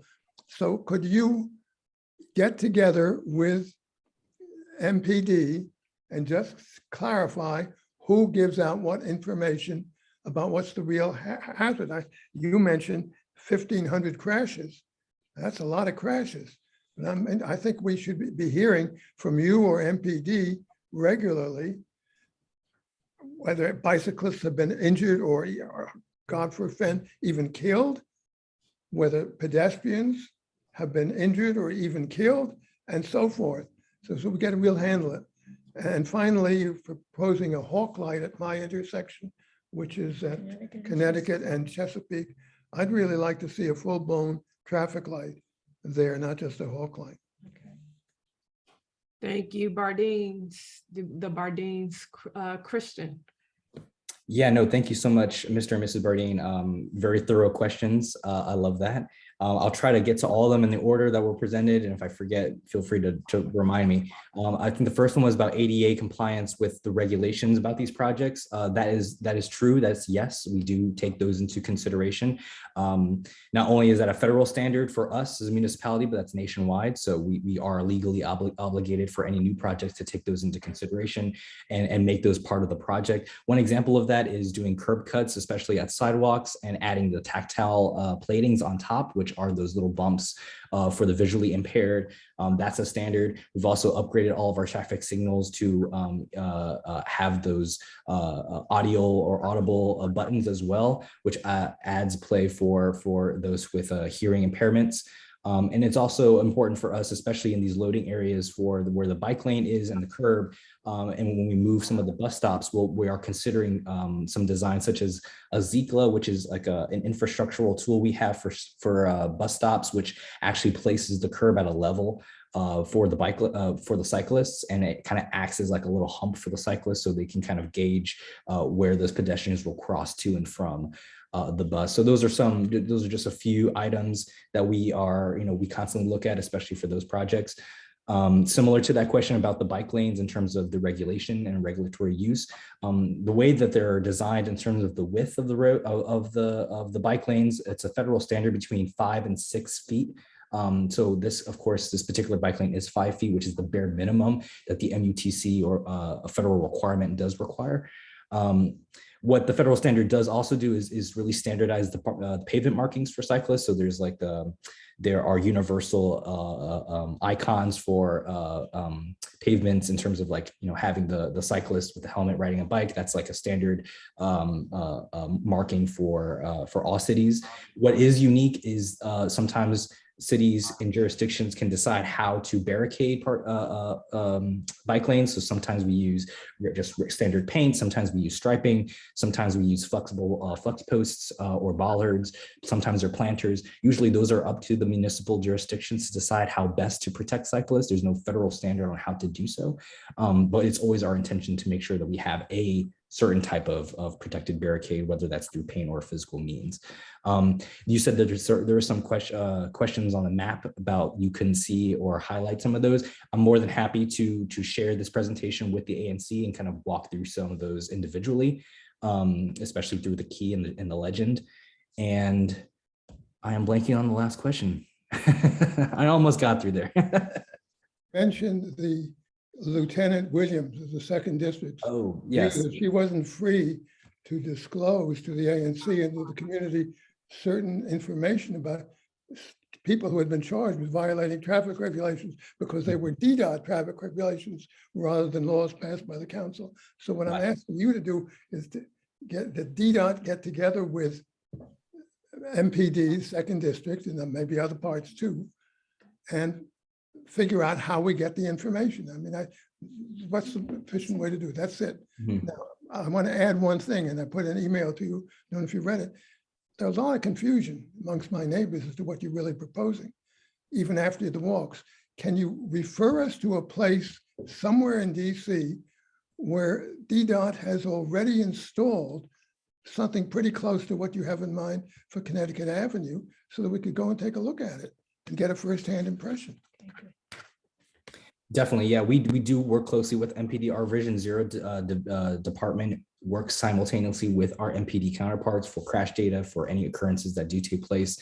In terms of enforcement, DPW is usually the enforcer agency. DDOT is just the agency that installs the regulatory signage on public right-of-way. So we don't actually play a role in enforcement outside of red light cameras or speeding cameras, which does fall under our purview under our automated traffic enforcement division. So any physical enforcement mechanisms that MPD would usually do, whether it's citations or going through red lights that are not on a camera, would either be through MPD or through DPW. But we do have those continuing conversations, and I can definitely work with our Vision Zero team to get more clarity and information if you need that. Thank you. So we have we had time for just one more question, and that's going to be from Commissioner Tanderick. And Christian, will you be able to answer questions in the chat? Will you be able to stick around? I can stay on for a little bit and I can answer them to the best I can. Yeah. Okay, thank you. So my question is actually based on questions in the comments from Dr. Turpin and Stephen Schwartz about buses or the circulator on Connecticut Avenue. I know that for us, the ANC, we passed a resolution to bring like the L1 bus, and just the idea of having multiple buses, like along with like our productive bike lane on Connecticut Avenue would be a really great option. So I'm curious as to what is like the update on that. I do also know that Charles Allen's going to pass a resolution about adding more bus routes, increasing more bus routes. But just, like if the goal for Vision Zero is to make sure we have a multimodal way of getting around Connecticut Avenue, having more buses or a circulator, or even have the L1 come back would be a really great way of doing that. So I'm curious as to what is the update on that kind of status? Yeah, definitely. In terms of the infrastructure for buses, we definitely can provide that information. In terms of moving the different bus stops, we want to make sure that they're accessible and in a way help pedestrians easily navigate the corridor. I can't speak to the number of buses will be used, or what capacity in terms of fleets. That would be a WMATA question, but we do. Our transit delivery team does work in tandem with the WMATA planners, and I can get those specifics for you. I will tell you, the more the merrier. That's the answer right there. Yeah. As right. What L1 bus. What was I thinking? That was the silver bullet answer, right? Yeah. How dare you? Oh my God. Yeah. So thank you so much, Christian. We're at time, and we have to move on with the agenda. Really appreciate you. And I will post even your segment just on social media, because this is an extremely important topic right now, especially now that we're in an election time right now. And so, people think we can get rid of the Connecticut Avenue bike lane, but we need more engagement on the Connecticut Avenue bike lane. So hopefully you'll have more people attending your meetings about this, the Connecticut Avenue study, so they understand more that it's about safety, and if they have any ideas, they can actually share that with you. I think that's the most important thing that come out of this meeting, is that people can share ideas with you and work with DDOT. So thank you so much. If you can put your contact in the chat as well. Okay. Sure can, yeah. And thank you again for having me. I always afraid that I'm always going to go over time, and I definitely respect all the things you have on the agenda. So I will always try to be better at that. But I'm always happy to come by again, and it's always a pleasure speaking with you all. Thanks for all that you do. All right, thank you. Good night. Good night. You take care. Now moving on to the next item on the agenda is DC Water. Have I got anyone from DC Water? Hey, good evening. That Gerald? Yes. All right, give me 1 second. I think your camera has to be on for me to add you as a spotlight, to spotlight you, unfortunately. Okay, 1 second.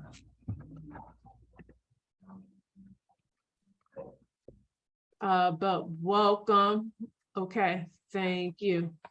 Welcome. If you could, so just want to let everyone know that DC Water gives us an update each month on their process. So I don't want anyone to feel like if I don't give enough time that this is it. They're here every, DC Water gives an update every month, and every month there's new information. So you're on, Gerald. All right, thank you for the introduction. As I said, I'm Gerald Johnson. I work on the Soapstone Valley project. We've been coming monthly, just providing brief updates on the project and where we are. That's what I'll do tonight. So we'll go ahead and get started. Just a quick look at the agenda for this evening's discussion. First, we'll dive into the project background. We'll go over some of the project benefits. I'll provide you with a construction update, and then we will give you a response to some of the air quality monitoring questions that we received, and then also get into a quick Q&A session. All right, so the project background, the Soapstone Valley Park Rehabilitation Project. It includes the rehabilitation of 6,200 linear feet of sewer pipe. We're also repairing some impaired stormwater outfalls. You'll see some photos of the outfall later in the presentation. And then we're also doing a stream restoration. that includes some asset protection, such as manhole armoring and other methods that we use, and you'll see some of those photos as well. Then we get into some of the benefits of the project. This project will mitigate the risk of any major sewage spills into the park. It'll ensure long-term safe and recreational use for the community. And then it'll also protect some of the park trail and will replace the invasive species with more native species. Also reducing erosion in the area, stabilizing the creek channel, and also reducing any unwanted odors coming from the sewer.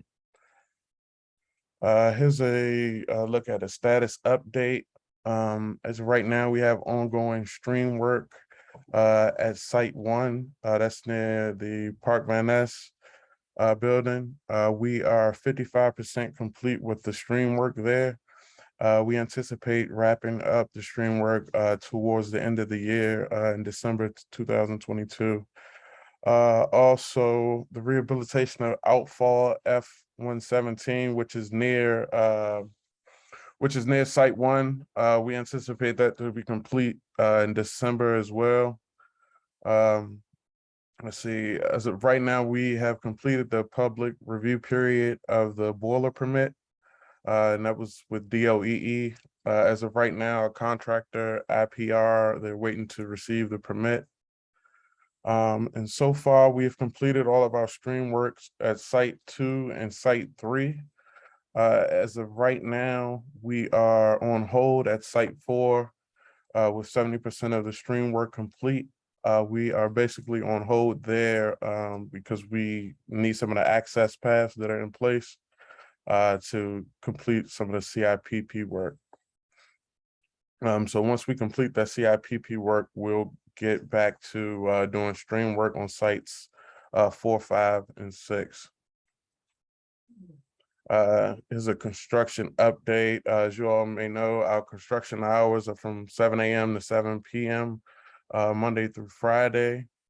Just some upcoming activities for the next few months. We'll be continuing the stream work at Site 1.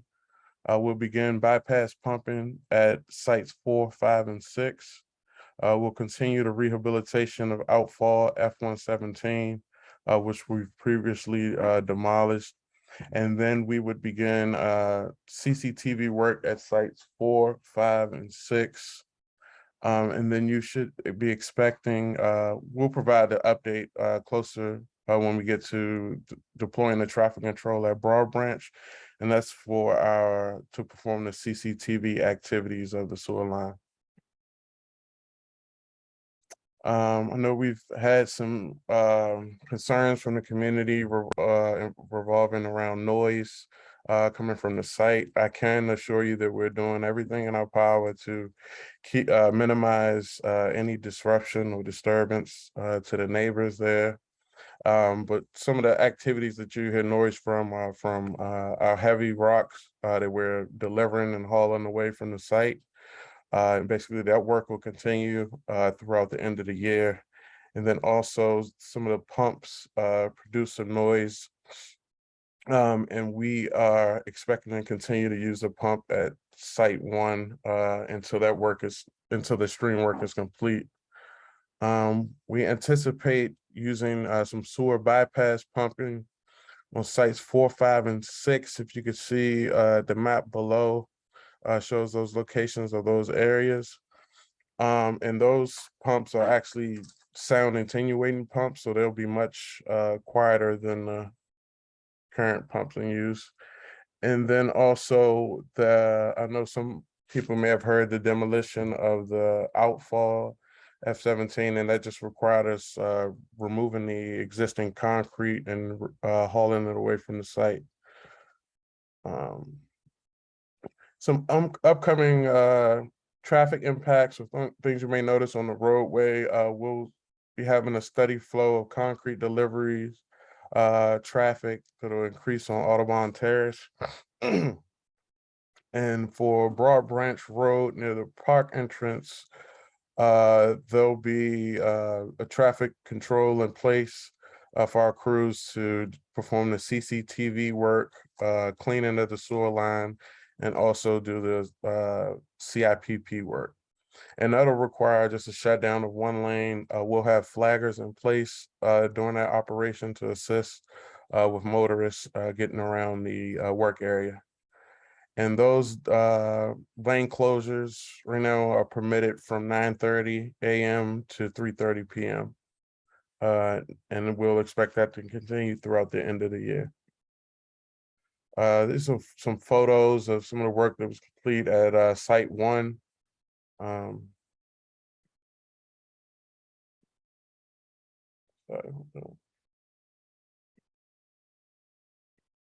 Okay, here's a photo of the outfall we recently demolished. We'll be working on finishing the rehabilitation process, so you'll see some activity going on in that area for quite some time.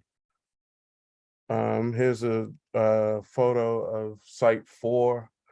Shows some of the manhole armoring and the rock walls to stabilize the erosion in the park. And here's a brief overlook of our kind of our tree fact sheet. Shows the number of trees we've removed to date. We've moved 177 trees to date. The remaining trees to be removed are at Site 1. There are about 20 trees remaining to be removed, and that activity will resume in November when the season allows. And here's a high-level view of our CIPP schedule, showing the work to begin, showing that work to begin late November. Some of the bypass work at sites 4, 5, and 6. Bypass work will begin mid-October, going into the CCTV at the beginning of November, starting with the manufacturing liner towards the end of November, and the early December towards the end of the year, we'll begin CIPP work on sites 4, 5, and 6. Sites 1, 2, and 3 will begin in early January. Just keep in mind that these schedules are, likely to change and depends on weather conditions and other things outside of our control. But we will maintain communication with the ANC and the community and keep you updated as the schedule changes. With that, I would like to bring forward Will Elledge, and he'll give you a brief statement on the written AQMP questions. So can everybody hear me okay? Yes. The AQMP is our air quality and monitoring plan. This is the document that we submitted some time ago to DOEE and shared with the public as well. Just prior to last month's meeting, we received a letter from the ANC, or a memo, I guess, more technically accurate, with a number of deficiencies from y'all's perspective, and we are preparing a response. We were hoping to have it ready for tonight to be able to distribute in writing and as a written response, but it's very detailed, and we want to make sure that response is thorough and addresses every single point. So we are still working on that, along with the revisions that correlate that accompany that to the AQMP. We're hopeful that we'll have that response out. We'll actually put it in memo format and share it with you all. Excuse me. With our responses to every single deficiency. So we're hoping that to have that out to y'all in about a week. All right, thank you, Will. And with that. All right. Thank you very much. I see questions from Commissioner. Well, I saw a question from Commissioner Wall. I don't know if he still has a question, and Mitch Bayer. Sorry, Mitch, if I'm mispronouncing your name. Thank you, Chair David. And that was the question I was going to ask Mr. Elledge, is just getting an update on when we're going to see a response. We would like to get that as soon as possible and have a chance to actually review it. and be thoughtful about the response you provide, so we can discuss it further in our next meeting in November. So the sooner you can get that to us, the better, and we can share it with some of the community members who have expressed ongoing concerns about the work in the park. So thank you for that. Yep. Mitch? I want to thank you for your presentation. There has been a continuing question that we've had concerning the outreach and communication plan for this project. DOW promised to have a written plan on how they were going to do outreach to the community. And we haven't seen that plan, and we haven't seen key pieces that we were told were going to be part of that plan, so that the community writ large, not just people on these calls, would understand what timelines are and when construction was going to be occurring in their backyards and other key aspects of the project. So when will you have that comprehensive communication plan ready for us to review? And then when will you be implementing it? Because all of what you said this evening was helpful, telling us about what was happening at Site 1 and Site 2, giving us a timeline there is very, very helpful. But you need to be able to communicate it to the apartment buildings and to the private residences who are being impacted by the noise and by the activity through their streets and from the project itself. I actually, excuse me, I actually thought it had already been shared. I don't see a manual online. Jarrell, do you happen to know? I thought we had already shared that document. Yeah, we'll dispute it. I think Emmanuel already gave it to Commissioner Depa. So we'll have to follow up on that. I'll make sure that gets distributed. If it was an oversight on our part, we'll make sure to get it back out. And to be honest, either way, we'll just make sure we distribute it. The document's ready, and there's at this point there's no reason why it can't. It's ready to be shared. So we'll make sure we get it out. Okay, thank you. Mm-hmm.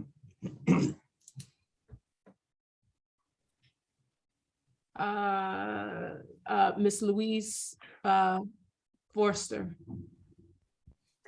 It's Lois. Sorry, Miss Lois Forster. Yeah. That screen went by too fast for me to check, because I always like to keep our manager informed. And again, your reports aren't that detailed when I get them, and our manager gets them in my Van Ness North. And I guess the question is, when will you begin to do the lining? It appears the first of the year for Van Ness East, at the manhole at Van Ness East, which is where our sewer line runs into the same manhole as Van Ness East. And then the second quick question I had is, have you already started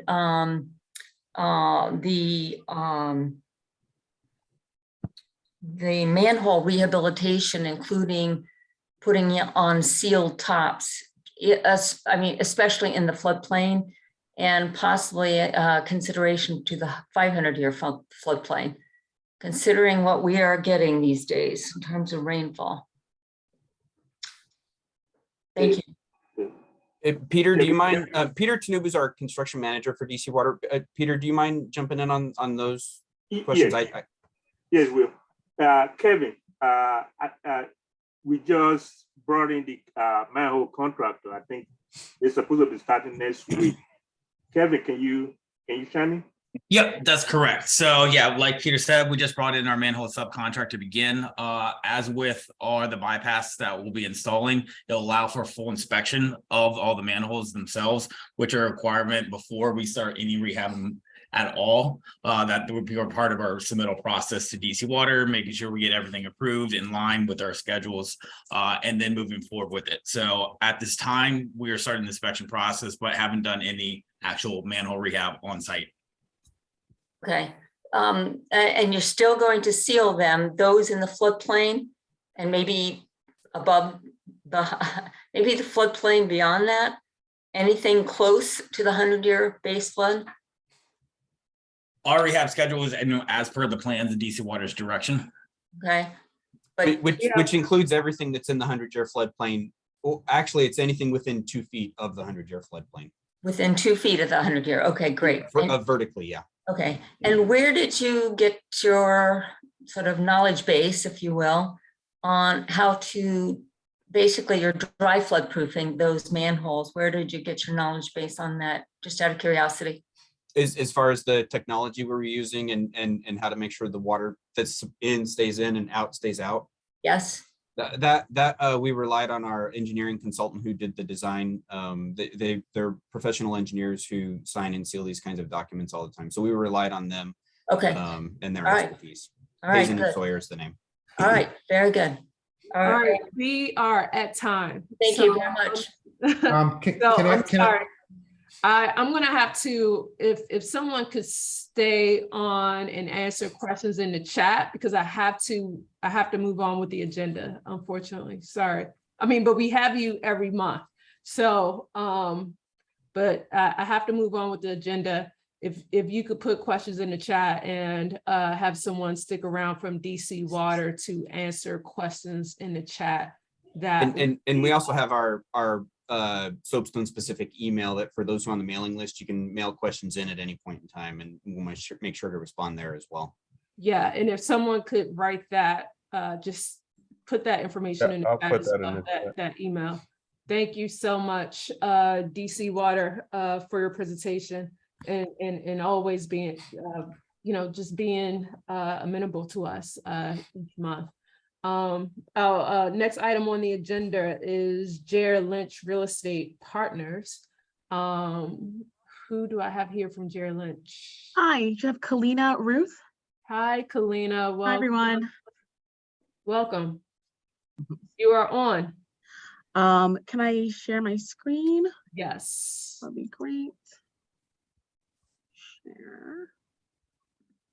I think I lost you all, that's okay. Hi, everyone. My name is Kalina Francis Lee. I'm joined here today with Ruth Hong. We are with Jared Lynch Real Estate Partners. We wanted just to give you an overview of the day's insights, so who we are, project overview, and our request for the evening. So. Hi, everyone. Can you see me? Can you hear me? Yeah. Great. Hi, Ruth. Hi. Glad to see everyone here again. I know I met and saw many of you in September. So we were just coming in for another kind of update to kind of further some of our discussions we had originally spoken to you. But just, really quickly, for those of you who didn't see us in September, this is just a quick slide to show you our, very diverse team. We're we're an urban regeneration company based in DC, and we've really focused on mixed use projects throughout the district, as well as expanding out into like the closer in suburbs as well. But we bring a great deal of diversity and engagement, and really just a love for the neighborhoods that we work in and live in, as well as a real commitment to affordable housing. We do have some great capital partners and certainty and execution that we bring to the table as well. One of the mantras that we've always kind of work by is people, place, and prosperity. Those are at the core of what we do each and every day, and we really believe in that, and our numbers show it. We've got a history of really creating homes for all walks of life. Currently, we own about 6,500 apartment homes, and about 5,000 of them are affordable. And the affordability levels range from 30% all the way up to 80% of AMI. So there's a broad range of what we do own and offer, as well as market rate apartments as well. We do also have about 2,000 apartment homes in our pre-development pipeline for new construction, and about 500 of those are slated to be affordable housing. So it is very near and dear to our hearts that we create places for people of all walks. We also have a good, strong track record in retail development. We really tailor the retail programming at each of our sites to different types of local and national retailers like you see here. And then, you know, as I mentioned, you know, we're engaging you a little bit early. One thing to kind of also emphasize is that we're still in our due diligence period. We do not own the days in site, which is what this 4400 Connecticut Avenue site is all about.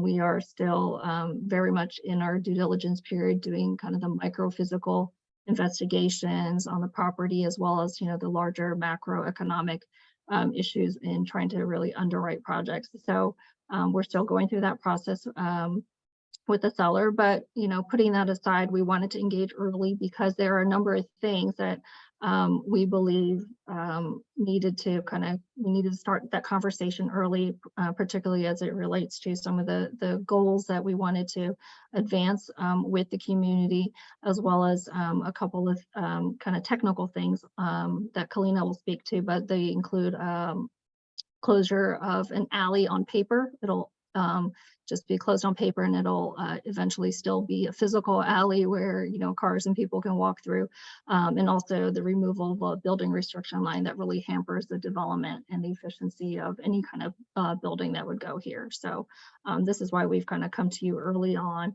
but we've also, you know, engaged with the Housing and Development Committee of this ANC most recently as well, to kind of delve a little bit deeper into the housing goals that the community has, and to really talk about the levels of affordability and how we can structure different projects different ways. And we also, Kalina's had some initial conversations with the Van Ness Main Street to kind of really understand the retail needs and wants of the community. So we're here to really try to advance, you know, everyone's goals here, and do the best we can by the comprehensive plan, and really improve the physical building that's there, and to obviously provide some additional public benefit to the community at large. So with that, I'm going to turn it over to Kalina. She's going to talk more about the kind of the technical aspects of the two items that we're seeking your approval and support to move forward. Thanks, Ruth. As she explained, we really want to discuss temporary alley closure. On paper, it'd be conversion from public space to private space, but really in its final use, it would be a still fully public use alley as it is now. We really want to highlight that currently we have 3 lots, both in Connecticut and the third on Yuma. So the alley is bifurcating our site. And so the support will allow us to develop over the alley and also underneath the alley. And that will help us maximize the development site to create not only more affordable homes, but a better layout for creating light wells into the homes, better courtyards, better amenities, it's an overall better site. Having the alley bifurcate the site completely really minimizes our ability to develop. In addition to that, there's a zoning restriction about 15 feet that does not allow us to develop to the property line. So we're seeking your support to remove that building line restriction. And so that will allow us to maximize the site's development goals. In addition, with that line removed, we will make sure the sidewalk is pedestrian friendly and it has a good width, about 13 feet, and we'll have tree box dimensions that are appropriate for tree growth and proper safety for pedestrians along the sidewalk. As we said before, these actions are pretty early. We're coming to you because it takes so long to get approved through the various agencies, but also may require an act of Congress and city council's vote to get them approved. So that's why we're here now, starting early. But your support can help create a much more maximized development plan overall. So we wanted to showcase some precedents of building over and under an alley. It happens more often than you realize. And this experience will make the alley, what we're calling Alley 2.0, a much more engaged and interactive improvement to the overall neighborhood. Here we delivered a similar concept in front of Nats Park at MV Condos. And so as you can see, it's pretty seamless with streetscape. Cars can go through, pedestrians have access, it's well lit. We have other examples in other cities, but also in DC itself. And so again, having a temporary closure during construction, when we deliver the building, it will have a full public use as it is now, but improved. And we're envisioning that we can have art under here. It can be much more interactive and much more inviting, and not just currently as it currently is. And so wanted to showcase some examples above and below. We've also done some studies to understand the current demands of the alley. We know this is early in our discussions about construction, but we wanted to understand, if we restricted the alley to build our building, and that we only have one way in and out during construction, how impactful will that be? So we commissioned a study to collect data, and the data shows the alley is busy, but it's not the busiest alley ever. And so we collected data at peak times during the work days and also on the weekends. And so what we have observed per the data, it's about 1 car per minute during the weekdays and about 3 cars per minute on the weekends. And so if we consolidated to just one way in and out during construction, again, only during construction, we can manage that to minimize access in and out with signage, with flagmen and other rerouting strategies. And again, once we deliver the building, we will go back to having a full use on both sides, Albemarle and Yuma, full dedicated use. So it's really about a temporary closure to build a building and maximize our development goals.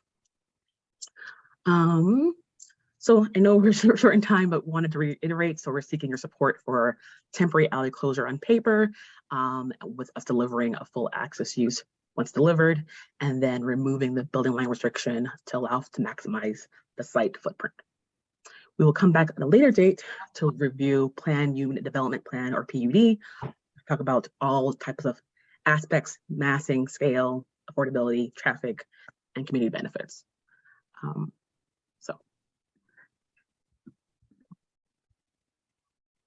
I hope that was clear. I hope that was fast, Mr. David. Right. Thank you so much. We have Okay. until about 9:24 with you. Okay. Just quick question for me. Are businesses aware of this that could be impacted by all the changes that you're making? Great question. So we've engaged with Van Ness and sent the same project overview to them. And so we will be having a series of engagement with business owners specifically about the alley closure and how it will be impactful. For right now, it's just early engagement with businesses. Have they given any feedback? We're still collecting feedback. We haven't had anything specific per se, but we're gathering continually. All right. I've got Stanwall, and then there's 2 other hands raised, but I'll start with Stan. Thank you, Chair David, and thank you, Ms. Lee and Ms. Song for coming to present this update and request to the ANC.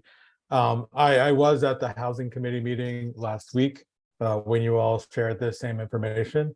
And as you heard then, we are, supportive, of, the transformation of the Days Inn in terms of it hasn't necessarily been the best contributor, to quality of life in our neighborhood recently.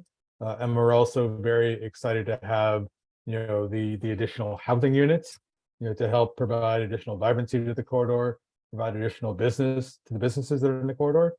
But as you heard last week, there was some degree of concern, as it relates to the impacts to the alley, and that alley is used quite a bit for servicing the businesses, from Zips, Red First that are along that corridor. So, we do plan to pull together a draft resolution, and we would post that hopefully by the end of this week, so we can provide ample notice for members of the community to take a look at that draft and give us any comments or feedback in preparation for, a further discussion and vote next month. So I will say that, while we are supportive of what you all are trying to do on this site, we want to see a very detailed traffic mitigation plan, when this comes to, further down the line, as you get ready for advanced implementation, to demonstrate exactly how you'll minimize, impacts on access to those businesses for both customers as well as the service vehicles that support all the vehicles or businesses between Yuma and Albemarle along that corridor of the alley. Yeah, we'll definitely have stakeholder meetings with individual business owners and property owners to really get their insight and input on how we would manage construction and their impacts, and then present that collective data and solution making with you at a later date. Thank you. All right, so I will go to real quick, if you could put your emails in the chat. I'm going to go to Gloria, then Bart, and then a question about Flavor Garden. So, thank you. Thank you. Just to add more, I did meet with Kalina and her team, and I have introduced the team to every business that would be affected, as well as the Hastings board at 4444 Connecticut is the residential property at the corner. I've only received one question, which was when and how long, and that was from Zips. So, you know, no one has really, I think they know it's coming. You know, I think they're going to welcome it, but I think to Commissioner Walt's point, as long as we have a traffic mitigation plan, that's going to be very important, because regardless of construction, the car wash is an issue for that residential building. So I loved when I heard flagman, because you're going to need flagman, you know, lots of signage. Yep. I know. So, but thank you. I just wanted everyone to know that we have started the process and I have introduced them to the businesses. Thank you, Gloria. Much appreciative. Thank you, Gloria. Bart. Good evening. I am sorry the name comes up Bart Cassiel. It's actually Brett Vago. I'm the owner of Zips next door. So I'm not sure why that happened. I can rename you. What's your name again? It's Brett Vago, V-A-G-O. So I have to look into that. But yeah, I appreciate the time tonight. So yeah, I would like to have further conversations, because I do, being a business that uses the alley, being the business that's directly next to Days Inn, I do have concerns about this with the closure of the alley, primarily because there's a lot of things going on. So Connecticut Avenue is going to go through an overhaul. So you're going to lose street parking on Connecticut Avenue in front of this section that actually where you want to do the alley work. All the businesses from Bread First to Flagship to Burger King to myself have delivery trucks that come through the alley as well. So there's going to be an impact there, including even just trash pickup. My bigger concern is the Albemarle entrance to the alley has always been a disaster. So the problem is that red light at Albemarle and Connecticut can back cars up past the alley entrance, and it blocks people getting in and out. In addition to when it's summertime or it's a nice day on the weekend, Flagship cars back all the way up. Now you're going to take all alley traffic and try to get all cars in and out of there when people are trying to park in Bread First and Flagship's trying to dry off cars and push them through. I'm not saying it's impossible. I'm necessarily against it. I'm just saying, I think you guys got a lot more work than coming to the October meeting saying, hey, we would like permission there. And I'm hoping the ANC, which has always been good supporter of businesses in the Van Ness area, will take serious consideration into that, because it's not just what impact it will have to the businesses. It will also be what, actually impact it's going to have to the community around there, because anybody who's lived in that community, I've been fortunate enough to have Zips for 24 years. I've been there since 1998. So, I mean, I just know that one area in Albemarle can be disaster. I mean, I would like to see the Days Inn overhauled. I think that would be great. I just think we have to really work through those details. One, for me as a business owner, to make sure we're not impacted or minimize our impact, to ensure that that's not just going to push delivery trucks and cars to illegally park on Connecticut Avenue after Connecticut Avenue gets overhauled. And then in addition, not to make Albemarle the Albemarle entrance where the alley is, to already be more difficult than what it is. So thank you for your feedback, Brett. That's very helpful. And I specifically have built the alley at Nats Park, and we were the last development site on that alley. And so there was active retail all along First Street that use the alley for trash pickup, for delivery. And so we have strategies, we've done this before. I'm not going to lie, it's going to be impactful, but there are ways around it. And so we can keep a dialogue, discuss this. we work through it. That'd be great. Mhm. And thank you, Brett, for joining us. That's awesome that you're, I love going to get my dry cleaning done there. So I have just a comment in the chat from Tracy Jonke, who says we could use flaggers at the Auburn Mall entrance to the alley full time. Speaking as someone who lived directly across the street from the location for 15 years and still walks that alley daily. So just a comment. Commissioner Tenderick. I was just gonna flag 2 questions in the chat as well. One from James P. about, will the site plan ensure that retail extends along Yuma streets, and then will there be outdoor seating?